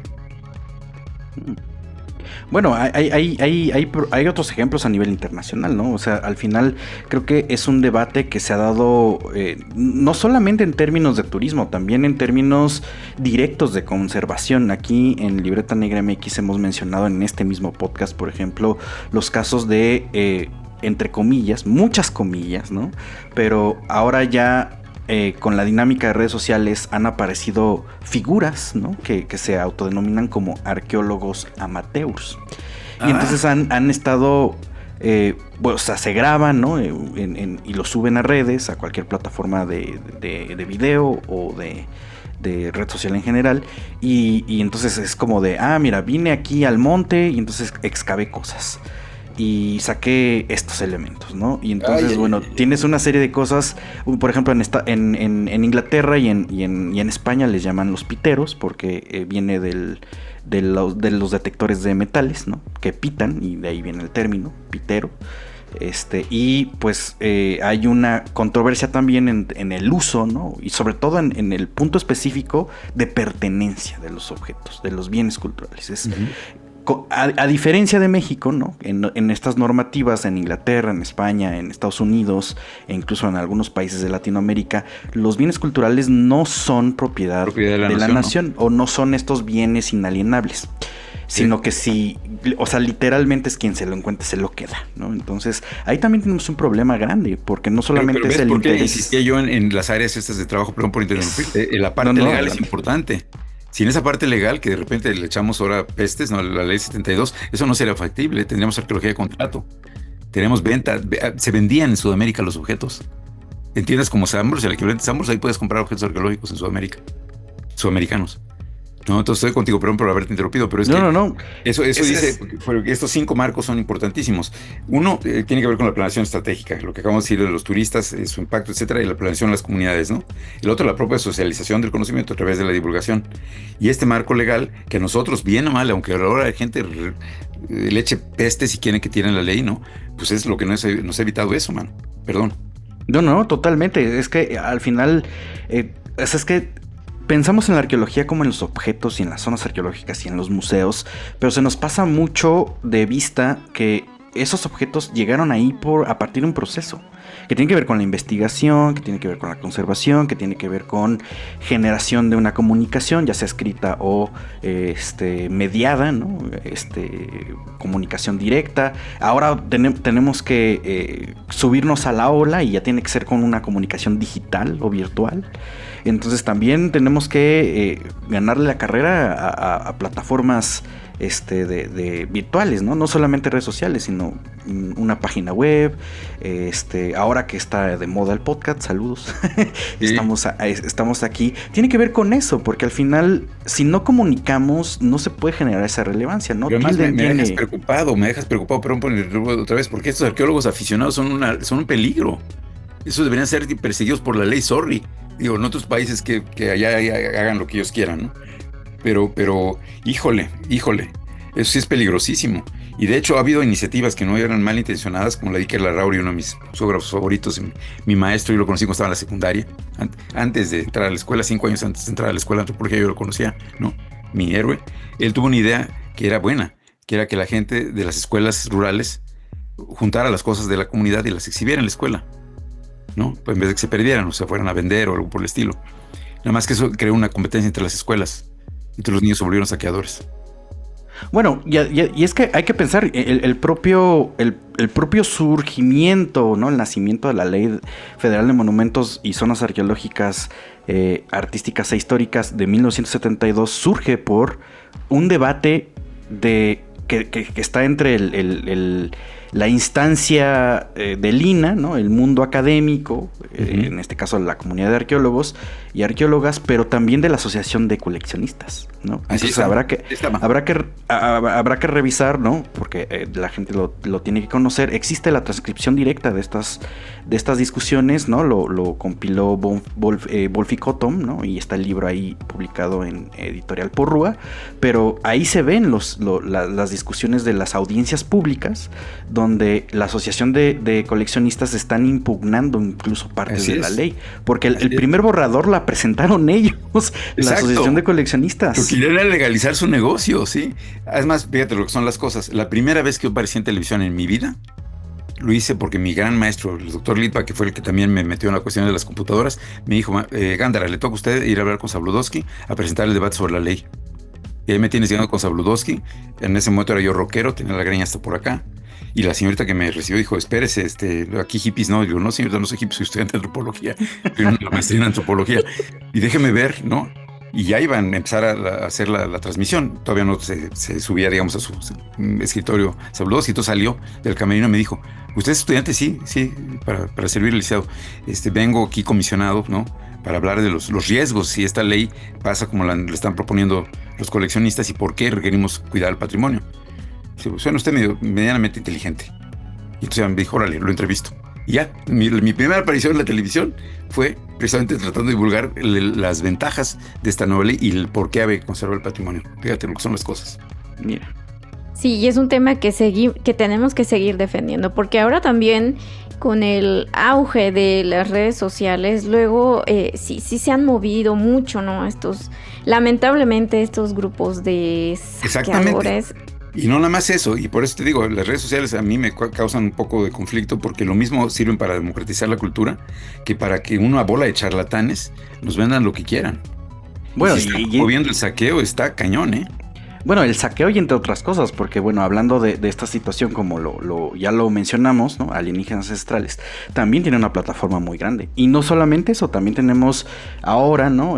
Diferentes figuras que implementan, por ejemplo, situaciones que han llamado traumas históricos y cosas así, que no tienen un enfoque, porque es gente que no está dentro del medio, y no es porque no pueden comunicarlo, pero de repente se ve claramente, ¿no? Una tendencia y muchas veces desconocimiento dentro de lo que son estas situaciones. En este programa, ¿no? Iniciamos y estamos centrándonos y pues básicamente yendo a la profundidad de la diversidad cultural. Y muchas veces muchos influencers, como lo han llamado, hablan de una sola cultura, de una sola influencia, de una sola. Y eso viene, por ejemplo, solo por mencionar un solo elemento, podemos hablar de la gran discusión entre España y México, ¿no? Lo que han llamado las leyendas, ¿no? O la rosa o la negra, y entonces dicen, no, pues de un lado dicen vinimos a civilizar, del otro dicen que no es cierto, pero había diferentes puntos. Pero vemos figuras, ¿no? Tanto de un lado como del otro del lado del charco, ¿no? En este caso en México y España, donde se cruzan así puros argumentos racistas y cosas que en la antropología ya no se discuten. No, pero para que veas. Por eso el trabajo de ustedes es tan importante, por eso me da tanto gusto que me hayan invitado, porque tenemos que comunicar qué hacemos, ¿no? Tenemos que comunicar la relevancia de lo que hacemos, y ahí el primer paso, que es donde estamos de repente atorados, es que los propios arqueólogos no sabemos la relevancia de lo que hacemos. Si tú le preguntas a alguien, ¿y por qué haces esto? Te va a decir, es mi chamba. Sí, pero ¿por qué? O sea, ¿qué está detrás? ¿Cuál es el problema que estás tratando de resolver? Y estoy muy emocionado de que ahora para los trenes del norte, la nueva comisión que se creó para asesorar, ¿no? Hemos descubierto con menos 2 problemas para el norte que serían los que le darán sentido a la investigación. Primero, saber cómo es que estos grupos que eran igualitarios, no tenían clases, no tenían ejército, no tenían iglesia, no tenían comercio, no tenían, ¿no? Los definimos muchas veces por lo que no tenían, pero también no tenían desigualdades sociales y lograron mantenerse así. Es un enorme misterio presente por esta idea evolucionista simple de que tendrían que haber evolucionado otra cosa, no al revés. Y a mí me gustó mucho estar en Australia, en donde 70,000 años nunca pasó, hasta que llegaron los ingleses, nunca pasó. Los cazadores-recolectores siguieron siendo cazadores-recolectores 70,000 años, sin clases sociales. Entonces las clases sociales no son inherentes a la naturaleza humana, ¿no? Entonces un problema es ese, el de cómo se le hace para evitar la desigualdad social, y el otro es el cambio climático. Ya el arqueólogo, mi maestro Armillas, había dicho, los movimientos de esta frontera mesoamericana que dividen lo que eran los salvajes, supuestamente los civilizados, son resultado de una cosa que ahora se llama el alto climal o algo así, el alticlimal medieval del 900, que afectó a todo el mundo y que afectó a la zona maya, afectó a Xochicalco, afectó la frontera mesoamericana, y ahora podemos estudiarlo, ¿no? Porque el país, precisamente por este uso manipulador del patrimonio arqueológico y de la entidad centralista, ¿no? Pues el norte lo deja abandonado, porque ahí no hay dinero para el turismo, etcétera, etcétera. Entonces de eso sabemos muy poco. Pero eso implica saber qué es la relevancia de lo que estamos haciendo. Si me dices que saqué 40 sitios en tal lugar, ¿y cuál es el problema de investigación? ¿Sí me explico? Y si la relevancia no empieza desde los propios arqueólogos, no va a salirle por otro lado, por más esfuerzo que hagamos los divulgadores, porque hay que tener una noción de problema a resolver. Y esa noción de problema a nosotros nos va a orientar. Sí. Aunque no siempre coincida con lo que el UNESCO dice. Pero pues es precisamente parte del debate. Claro, y también entender estos espacios donde se puede colocar estos temas a discutir, ¿no? Porque pues ahí hay que reconocer, volviendo al tema, por ejemplo, de las redes sociales, son espacios donde hay una gran cantidad de personas que se interesan en estos temas, que los usan como fuentes de información. Y aquí, ojo, si no lo hacemos nosotros, hay otros perfiles que lo van a hacer, y lamentablemente muchas veces bajo este tipo de ideas, ¿no? Que se siguen pues ahí colocando, y yo creo que también es parte de nuestra responsabilidad, ¿no? También usar, hacer uso de estos espacios, que bueno, sabemos que implica ahí entrarle a una dinámica que pues puede ser ajena, muy ajena a nuestra formación en la escuela, pero porque además cambian todos los días, ¿no? Pero pues yo creo que sí es importante ser conscientes de que lo tenemos que hacer, porque también hay otros que si no, pues van a estar ocupando. No hay de otra. Yo estoy convencido del hecho de que yo no las use, no significa que no me dé cuenta, y mucho de mi trabajo ha sido centrarme en los que aprenden, por ejemplo, ¿no? En la parte pedagógica, centrarme en los usuarios, en mi parte de estudios sobre interacción humano-computadora, centrarme en los visitantes, entonces centrarme en el público sería el siguiente paso. Y ahora mi público es un público con el que yo ya no comparto algo fundamental, que es la manera de comunicarse. Entonces hay que entrarle, aunque Manolito Gándara sea medio purista al respecto, hay que entrarle. Y qué bueno que ustedes le entren, y qué bueno que la gente que sí piensa lo haga, y no nos den chatarra, ni marcianos, ni el diluvio bíblico, ni cosas por el estilo que son racistas en el fondo. Si los analizan, son todos esos discursos racistas. Bueno, tenemos un programa especial sobre alienígenas ancestrales. No solamente es racista, de hecho, lo vamos a hacer un micro resumen aquí, porque es importante siempre señalarlo. Vayan a ese programa. Vayan a ver ese episodio. Okay. O sea, no solamente es racista, porque cuando tú le haces un análisis historiográfico a ese tipo de argumentos, es decir, tienes ahorita el ejemplo quizá que está circulando más a partir de una serie en Netflix es Graham Hancock, ¿no? Que ha hablado sobre el diluvio universal. Pero y con bastante articulación, cuidado. Sí, además, ¿no? O sea, sí está se presenta como científico, pues, o sea, que analizó estos elementos. Pero un poco más atrás, ¿no? De ese grupo viene Alienígenas Ancestrales, que es un programa que ha tenido ya 15 temporadas en Estados Unidos, y es el que le cambió la cara a History Channel, básicamente, ¿no? Pero esto viene básicamente de una serie de autores, ¿no? Donde el principal es se me escapa el nombre, pero su libro más importante es Chariots of the Gods. Y este libro, ¿no? Se publica pues básicamente a finales de los 60. Eric von Daniken es el autor. Exactamente, von Daniken. Von Daniken, pero cuando uno hace el ejercicio de analizar el libro, ¿no? Que lo hemos hecho aquí, uno se va encontrando cosas y dices, bueno, a ver, ¿de dónde sale este argumento? Porque Eric von Daniken no lo genera. Entonces, bueno, para no hacer el cuento largo, básicamente uno va rastreando esa línea de los argumentos, y uno cae a la sociedad de Thule. Exactamente, a la sociedad de Thule. Estamos hablando Alemania en los años 20 y 30, ¿no? Okay. Y consideramos la sociedad de Thule es la rama, ¿no? O el grupo, es un grupo en Alemania entre 1920 y 1930 que básicamente generan, o de ahí surge la ideología del Partido Nacional Socialista.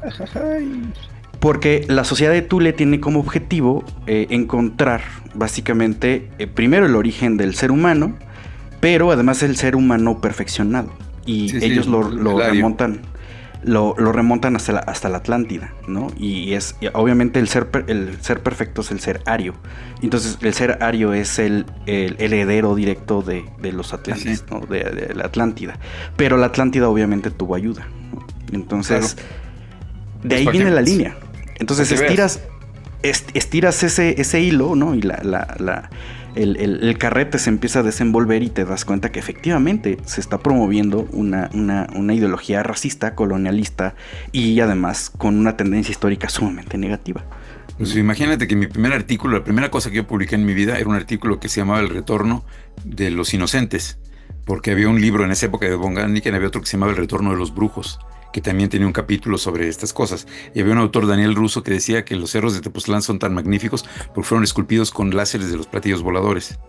Entonces decía el retorno de los crédulos, perdón, el retorno de los crédulos, no de los inocentes, el retorno de los crédulos. Y decía yo que era un acto de racismo, porque así como cuando llegaron algunos conquistadores españoles decían, esto no lo pueden haber hecho los indios, ¿no? Si ni español saben. Entonces eso, San Agustín se perdió, Santo Tomás se perdió, ¿no? O los mormones que todavía tienen la Fundación Arqueológica del Nuevo Mundo, y esto no es chiste, que la gente que entienda que no estoy haciendo una broma. Hay una cosa que se llama Fundación Arqueológica del Nuevo Mundo, que cada año financia mucho dinero para encontrar al fundador, a la ciudad donde el fundador estuvo, el fundador de los mormones, supuestamente estuvo en Chiapas, y fue el que enseñó a los mayas a hacer las cosas. Entonces, arqueólogos tan decentes como Armilla decía, a mí me vale lo que piensen mientras me paguen mi chamba y yo voy a rescatar el patrimonio arqueológico, yo le entro. Y sigue viva esta fundación. Pero son argumentos racistas. Y entonces ahora decir que no son nada más los europeos, sino que ningún ser humano somos capaces de hacer nada sin ayuda de los extraterrestres es un racismo espacial o extraterritorial, ¿no? Y tiene que ver con esto, aquí suena mucho más interesante saber cómo el ángulo del láser en Tepoztlán hizo el teposteco, ¿no? Que si hablas de la cerámica preclásico tardío. Claro, pero son relatos. Sí, son emocionantes. Entonces, si no sabemos nosotros lo que estamos haciendo, pero por eso digo, el problema empieza a veces por los propios arqueólogos y arqueólogas. Si no tenemos nosotros claro para qué hacemos lo que hacemos, la relevancia de lo que hacemos se va a perder. Y entonces encontrar cómo comunicar eso se va a perder también, porque se nos escapa a nosotros mismos. Y a mí me acusaron de teórico toda la vida, pero yo no sé funcionar de otra manera, ¿no? Esto de vamos a hacer ahora la subdivisión del preclásico en medio superior, ¿no? Inferior, y luego el preclásico inferior en tardío, no sé qué, y luego así hasta hacer minúsculas de este tamaño, ¿no? En historia cultural particularista, me parece un juego sin ganancia.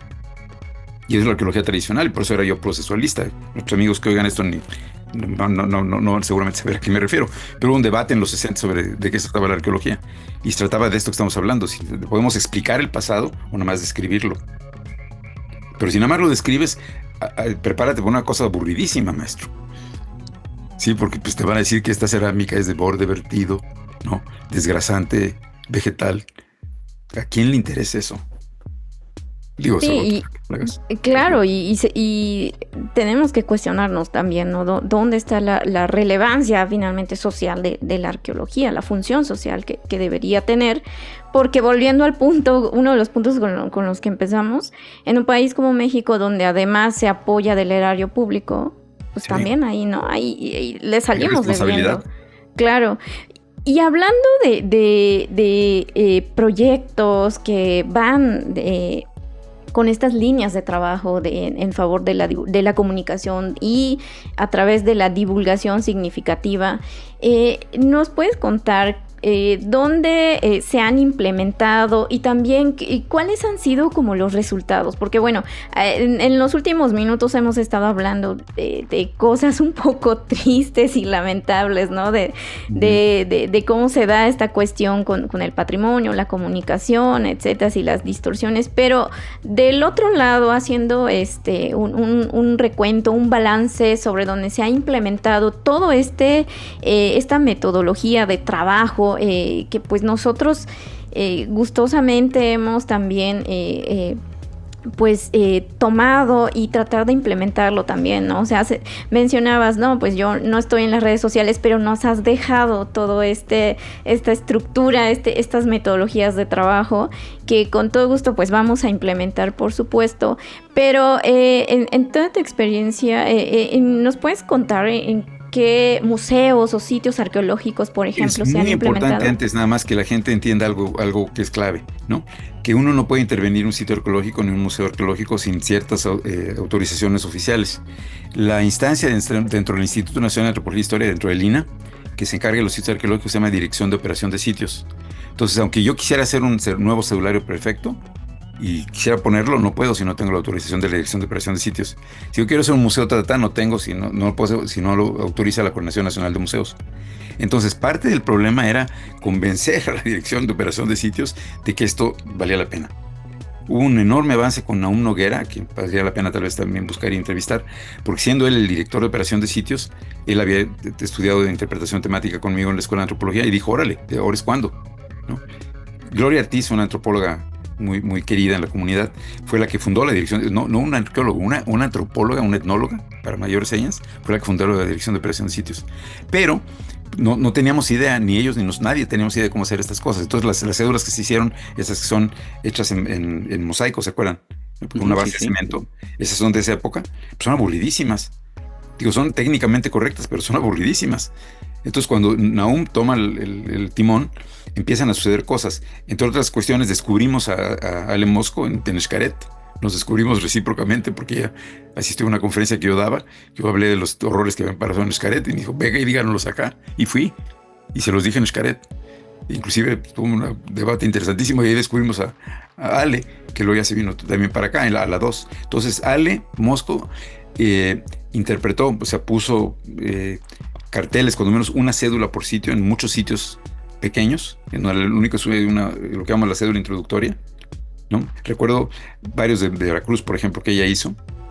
Y además en esa época empezó a cambiar el estilo de las cédulas. Ya tenían gráficas, todavía con errores, algunas cosas, ¿no? Pero ya eran mucho más atractivas. Estaba hablando del 2005. Pero muchas de estas cosas que yo he propuesto tienen que pasar por alguien que las apruebe. Entonces lo que dije es, bueno, primero voy a juntar evidencia de que no nos estamos comunicando bien. Y por eso fue que en el 2013 inicié este proyecto para analizar 5 sitios de patrimonio mundial y tener evidencia. O sea, no nada más Manolito Gándara diciendo esto no está funcionando, sino no está funcionando.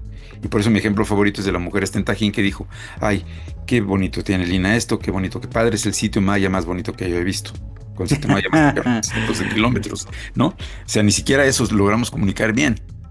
Entonces, puedo yo señalar alumnos míos, alumnas mías que han hecho cosas magníficas, pero por fuera, una chavita en Aguascalientes, creo, que hacía réplicas a escala de cosas para escuelas, para que las usaran como cajas didácticas, ¿no? Porque eso no tiene que pasar por la Dirección de Operación de Sitios. Claro. ¿Sí me explico? Entonces, yo podía señalar los proyectos de mis tesistas, empezando por supuesto, Tony Jiménez, ¿no? Que ya tenía una tesis casi terminada y dijo, yo cambio mi tesis, Manuel, y te sigo. Fue la primera, ¿no? Luego, en esa misma generación, de ese curso, el 2000, en la Escuela de Antropología, Patti Ledesma, que también hizo la tesis sobre Tlatelolco y ahora es directora del Museo de Templo Mayor, ¿no? En donde se hace una versión, si quieres, restringida, porque precisamente hay que lidiar con museógrafos, con autoridades, para que vean que esto sí vale la pena.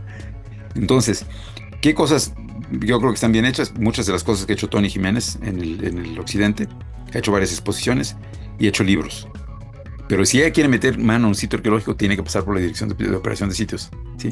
Entonces mi ruta fue, creo que buena, porque uno de los subordinados de Nahum Noguera, que es Antonio Buitrón, cuando llegue a la Dirección de Operación de Sitios, le digo, hagamos este proyecto, evaluemos que también nos estamos comunicando, ¿no?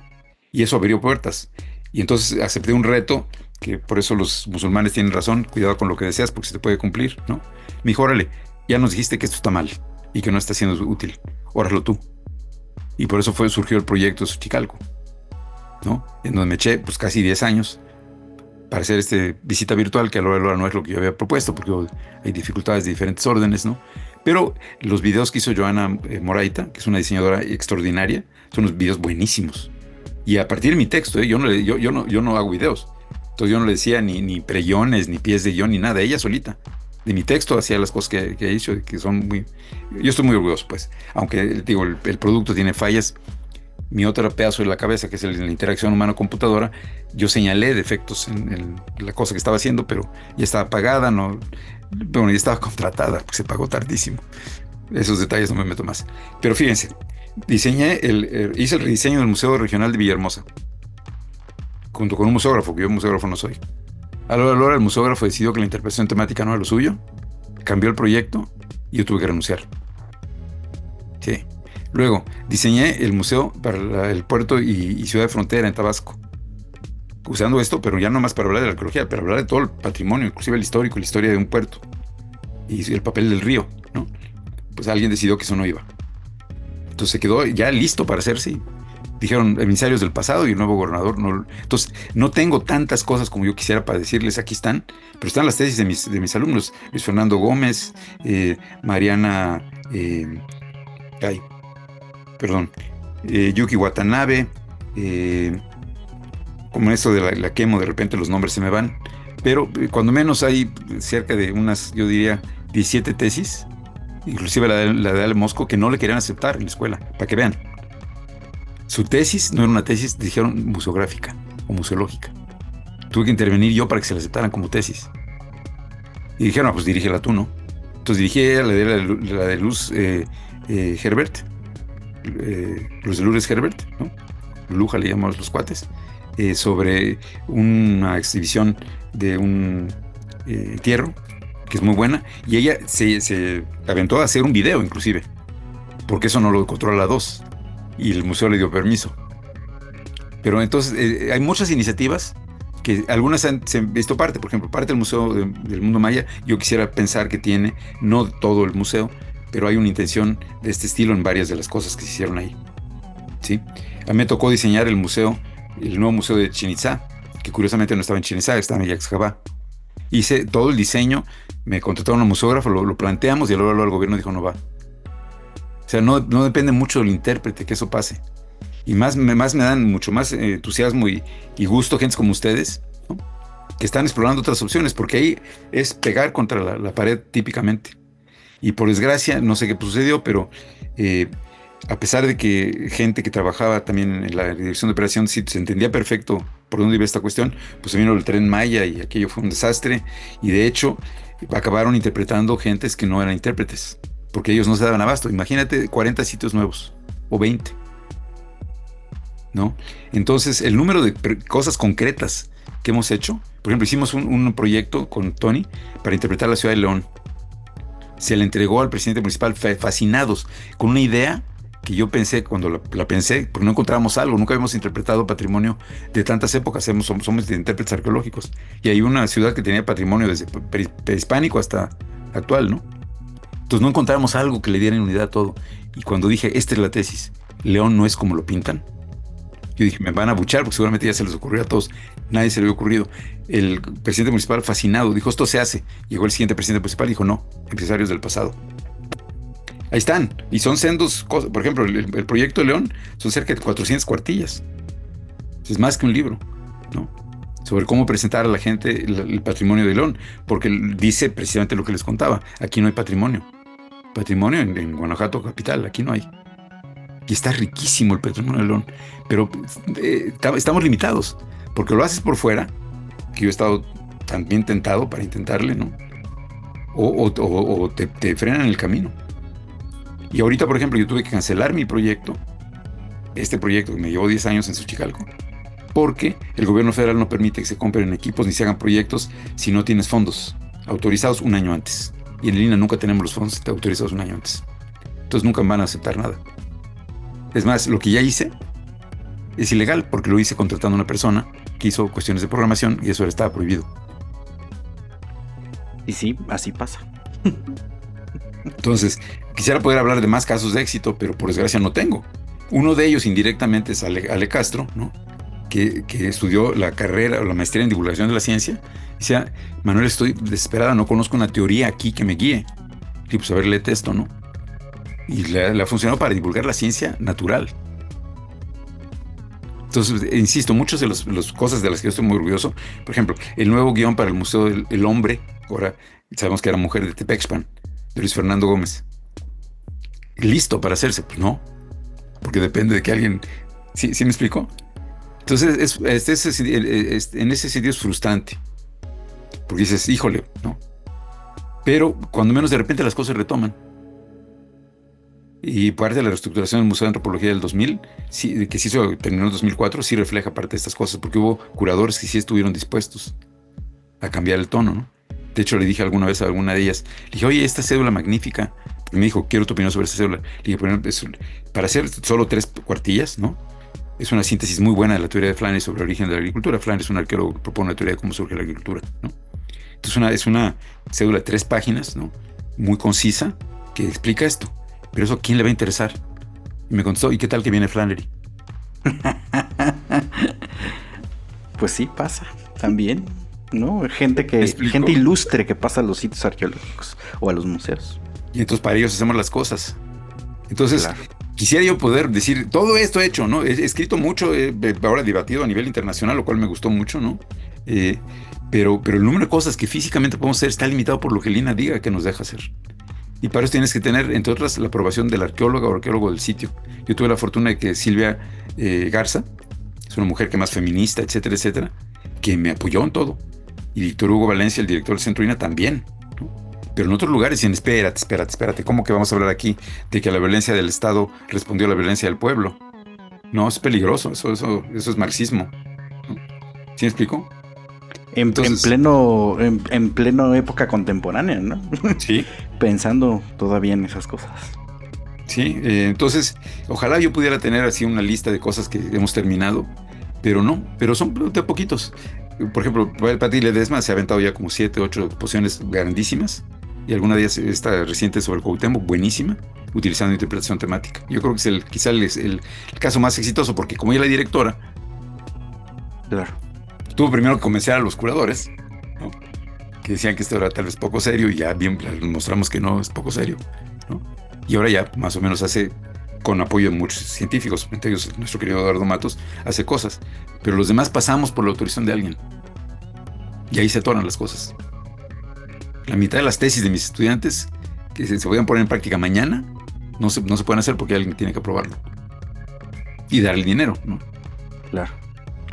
Híjole, es un panorama complicado, ¿no? Y esperamos que quien esté en puestos de toma de decisiones esté escuchando este programa, porque es muy, muy importante. Pero cuando te estamos escuchando, Manuel, también nos damos cuenta por qué utilizamos tu trabajo con toda la gente y alumnado que te acompaña. Y ahora gente profesional también, ¿no? Que se ha desenvuelto en diferentes áreas o diferentes territorios. ¿Por qué tomamos ese trabajo como ejemplo para Libreta Negra MX? Porque al final nos agradan dos cosas o dos argumentos que se toman directamente de tus escritos. Una, ¿no? Es retomar la frase de Tilden, ¿no? Freeman Tilden, ¿no? Que es no se puede conservar lo que no se conoce y no se puede conocer o no se puede querer perdón, es al revés. No se puede conservar lo que no se quiere y no se puede querer lo que no se conoce. Y lo segundo es esta parte de la divulgación, no es nada más hablar, ¿no? O sea, prender la cámara y a vomitar literalmente todo el conocimiento que tienes, ¿no? Debe tener un orden, debe tener un objetivo, debe tener una estructura, debe tener una línea de trabajo al final. Pero no solamente se trata de eso, de que tenga estructura, sino en algún momento tú comentaste o has comentado en diferentes espacios que la divulgación no es íntegramente que el especialista llegue e ilumine como a las personas, sino que se generen conversaciones. Pueden ser buenas o malas, pero son conversaciones. Lo que tú has dicho es, hay que generar puentes. Así es. Hay que generar puentes porque la gente tiene una noción y a lo mejor puede saber más que tú. Eso tampoco es algo al que hay que rehuirle. Pueden saber más que tú. La cosa es saber qué podemos conversar, qué podemos platicar. Entonces aquí la pregunta es, aunque el panorama se vislumbra lúgubre, ¿no? Por diferentes razones, ¿cuál es el futuro de la divulgación significativa en arqueología? Déjame en todo caso modular eso, porque fíjate que hay alguien en Mérida que inclusive se metió en problemas con su institución porque empezó a hacer cosas de este estilo con memes. Basado en la divulgación significativa, ahorita olvido el nombre de esta persona, presentó Ustedes saben que creamos una sociedad de intérpretes, se llama Interpat MX, ¿no? Presentó en el seminario interno o en las tertulias de Interpat su trabajo y dijo que se había metido inclusive en problemas porque en estos memes pues a veces hace simplificaciones o chistes, utiliza el humor, ¿no? Y si utilizo lo tuyo, dije, ay, órale. Me enteré que en la ENA hay un grupo que se llama En Armonía, que es un grupo de grupos, es un grupo de talleres, sobre todo derivados de historia y algunos de arqueología, que hacen divulgación significativa o intentan hacerla. Entonces, por otro lado, sí está creciendo porque la gente cada vez tiene más interés y yo sigo insistiendo, es un campo de trabajo legítimo. En estos 5 lugares en los que fuimos a hacer los estudios, trabajamos con la universidad local y mi conferencia en la universidad local era: la interpretación es un campo legítimo de trabajo y ahí sí hay trabajo y no hay que pasar por nadie más. Claro, si lo va a hacer en un sitio arqueológico va a haber ciertas restricciones a lo que puede decir o no, ¿no? Que eso ya me enteré, no es solo para el INAH. Y de hecho en Cozumel me enteré de que en los parques naturales nacionales tienes que tener una certificación, en algunos de ellos adicional, para que te dejen hacer guía ahí, que sería la solución para el INAH, que federales o locales la gente sepa hacer interpretación de la arqueología, ¿no? Tal vez patrocinado la capacitación por los propios estados. Entonces a lo que voy es que a pesar de que en el instituto aprecian lo que yo hago, etcétera, etcétera, siempre pasa por muchos filtros y ahora con la 4T y su austeridad republicana, pues mucho de esto se cae o tiene requisitos imposibles de cubrir. Pero la gente desde abajo lo está retomando y está siendo útil y eso es mi mejor recompensa y mi mejor premio. Qué suerte la mía de enterarme de que ustedes están por ahí, ¿no? Para ver qué los apoyo, para ver cómo los promovemos y es lo que tenemos que hacer. Es una tarea legítima, es arqueología, es una faceta de la arqueología y esperamos que más pague bien, no tiene por qué pagar mal. Es correcto. Claro, finalmente también es un trabajo y que se reciba un pago monetario, pues tiene que ver también con el reconocimiento de este trabajo, claro, ¿no? Entonces, fíjense que quizá, pensando lo que ya con más calma, porque la cosa está lo que llaman el efecto Quimo en el cerebro, Quimo Brain, que en español está horrible, porque es cerebro de Chemo, y ahí sí, para que vean que yo no. Pero Chemo Brain, Quimo Brain, no estoy muy lúcido, pero yo creo que en donde mejor está expresado esto que estoy diciendo es en los kioscos que hice para museos. 20 para Oaxaca, ¿no? Antes 1 en Chetumal en 1993, luego 1 en La Venta en 94, luego 6 para el Museo de la Historia Mexicana en Monterrey, ¿no? Luego ya no me tocó hacerlos a mí, bueno, hice los 20 de Oaxaca, del Museo de las Culturas de Oaxaca, y luego ya no me tocó hacerlos a mí, sino que ya había un grupo de gentes, empresas inclusive, que los desarrollaban. Fueron 12 para el Museo de Antropología, un par para el Alcázar de Chapultepec. Yo creo que si quieren ver la interpretación temática utilizada en vivo y fructificando, ¿no? Están en los kioscos que hice, que por desgracia, pues, de nuevo no ha habido dinero para mantenimiento, muchos ya no sirven, los han quitado, ¿no? Pero ahí sí, o sea, eso sí lo hice, y lo hice en el momento, no es algo que me esperé 20 años, ¿no? Sino que ahí sí me dieron chance. Sobre todo el maestro Miguel Ángel Fernández y José Enrique Ortiz Lanz, que era la mano derecha del maestro Fernández, y me hicieron caso con mis loqueras. O sea, mostramos que un museo de arqueología puede ser interesante, interactivo, lúdico, ¿no? Y no solemne ni aburrido. Juegos, escenas virtuales de 360 grados. Y eso fue en 1998. Ni siquiera había terminado yo de entender bien la interpretación temática y andaba yo de asusador de almas. Entonces eso creo que plantea un panorama un poco más equilibrado de lo que primero planteé. Quemo Brain. Pero pues es que vamos a seguir trabajando en ese sentido y pues empujando, ¿no? Para que cambien las cosas también, para que pues se vea, ¿no? La virtud de este esquema de trabajo y de este tipo de propuestas. Afortunadamente hay mucha más gente que ya está abordando, ¿no? Lo que se está conversando en ese sentido.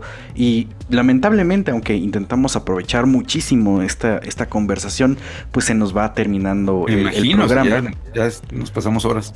Sí, ya. Y podríamos seguir hablando otras 3 horas, pero la verdad es que ya teníamos la intención de invitarte desde hace un buen rato. Habíamos conversado con Anto Jiménez ya en algún momento, y tenemos la intención también de que vuelvan, pero ahora con la representación de Interpat, que también es algo importante mencionarlo. Entonces, justo para cerrar esta emisión de La Hoja Suelta, el podcast donde debrayamos un poco sobre cultura, historia y arqueología, cuéntanos qué es Interpat y dónde lo podemos encontrar. Pues mira, Interpat es la Asociación Mexicana de Intérpretes del Patrimonio, y que creamos para que pudiéramos hacer roncha los intérpretes, porque más nos dimos cuenta que bien que mal, Tony en el Colegio de Michoacán, yo en la Ciudad de México, y luego los alumnos de mis alumnos que se han reproducido, ¿no? En la Universidad de San Luis, en Zacatecas, en algunos seguidores hubo durante un tiempo en Mérida, en Campeche, y gente que no hace exactamente intervención temática, pero que es un gran comunicador, como Antonio Benavides, por ejemplo, mi compañero de generación. Ese cuate ya escribía para la prensa cuando éramos compañeros de escuela, ¿no? Entonces es un comunicador nato. Decidimos hacer roncha, entonces hicimos una asociación profesional que promueva la profesión, su reconocimiento, y sobre todo nos permita tener pues algún tipo de estructura. Un poquito nos inspiramos en la Asociación Nacional de Intérpretes Gringa, la National Association for Interpretation, y durante un tiempo yo inclusive pensaba que fuéramos un capítulo de esta asociación internacional en México. Y Sam Ham fue el que dijo, creen su propia asociación, su propio estilo, su propia visión. Y entonces ahorita ya tenemos más de 100 miembros, tenemos nuestro primero personas participantes, tuvimos nuestro primer congreso de haber sido octubre, noviembre del año pasado, ¿no? Nos pueden encontrar en interpat.mx, .mx. Es decir, interpat.mx.mx, esa es la dirección. Y ahí encontrarán que estamos ahora ofreciendo inclusive por primera vez talleres. No son oficiales de capacitación, porque descubrimos que meterse a la certificación es todo un boleto. Y entonces tenemos que tener la capacidad de ser certificadores. Yo creo que va a ser más sencillo tal vez aliarnos con la ENA, con alguna otra institución, pero ya urge crear gente que haga interpretación profesionalmente. Y eso ahorita está llevándose a cabo, insisto, empieza creo que el viernes, el taller de introducción a la interpretación, a la divulgación significativa, que van a dar presente Tony Jiménez y Fernando Enseñat. Yo participaré en la sesión inicial, creo que es el viernes. Entonces esto es una asociación para hacer roncha, ¿no? Y apoyarnos los unos a los otros, aprender los unos de los otros, los unos de las otras, para no estar solitos. Sí, y darnos cuenta que hay bastantes gentes haciendo cosas similares, entonces de eso darnos fuerza y agarrar como que buen vuelo. Claro, generar comunidad es el camino. Nosotros trabajamos también bajo esa idea y hemos comprobado que ese es el camino, generar comunidad. Y pues también creemos en este trabajo de la divulgación, porque pues divulgar es conservar, es preservar, ¿no? Entonces yo creo que el camino es largo, pero ya hay bases, ¿no? Como todo este legado. Entonces yo creo que puede representar también una posibilidad para muchos de nosotros que estamos buscando otras opciones, ¿no? Más allá de ejercer la profesión tradicionalmente. Entonces, pues muchas gracias por estar aquí. No saben lo que se me sube el ánimo de ver que hay gente que encuentra lo que uno hace útil y que eso los lleva a hacer sus propias cosas. No saben el bien que me hace ahorita con mi Chemo Brain y todo. Pues gracias a ustedes. Y totalmente de acuerdo, darnos cuenta que no estamos solos, ¿no? Entonces, pues seguiremos creando comunidad en este espacio de Libreta Negra MX, y pues también comunidad aquí que sigue el podcast, y también pues todas nuestras redes sociales. Saben que estamos en Facebook, en Instagram, TikTok, X3, en fin, estamos hasta en sus corazones, como Omar suele decirnos, y que esperemos que así sea, y las principales plataformas de podcast. Entonces sigan compartiendo los contenidos de Libreta Negra MX a quienes les puedan interesar estos temas, y pues sigamos cultivando memorias. Es correctísimo, y pues bueno, pues al final, como pudieron ver, es un placer escuchar a Manuel, y pues no tenemos palabras para agradecer. Francamente es un ejemplo profesional, es un ejemplo de vida, y pues al final efectivamente vamos a seguir cultivando memorias. Pues muchas gracias y nos vemos en otra emisión de La Hoja Suelta. Muchas gracias. Gracias. Bye. Buenos días, buenas tardes y buenas noches por si no nos vemos. Seguimos cultivando memorias en la hoja suelta. No olviden compartir este podcast para generar más conversaciones. Deja un comentario o like para conectar contigo. Califícanos en esta plataforma. La hoja suelta es una producción de Libreta Negra MX, Wendy Osorio y Omar Espinosa. Síguenos en redes sociales. Cultivamos memorias.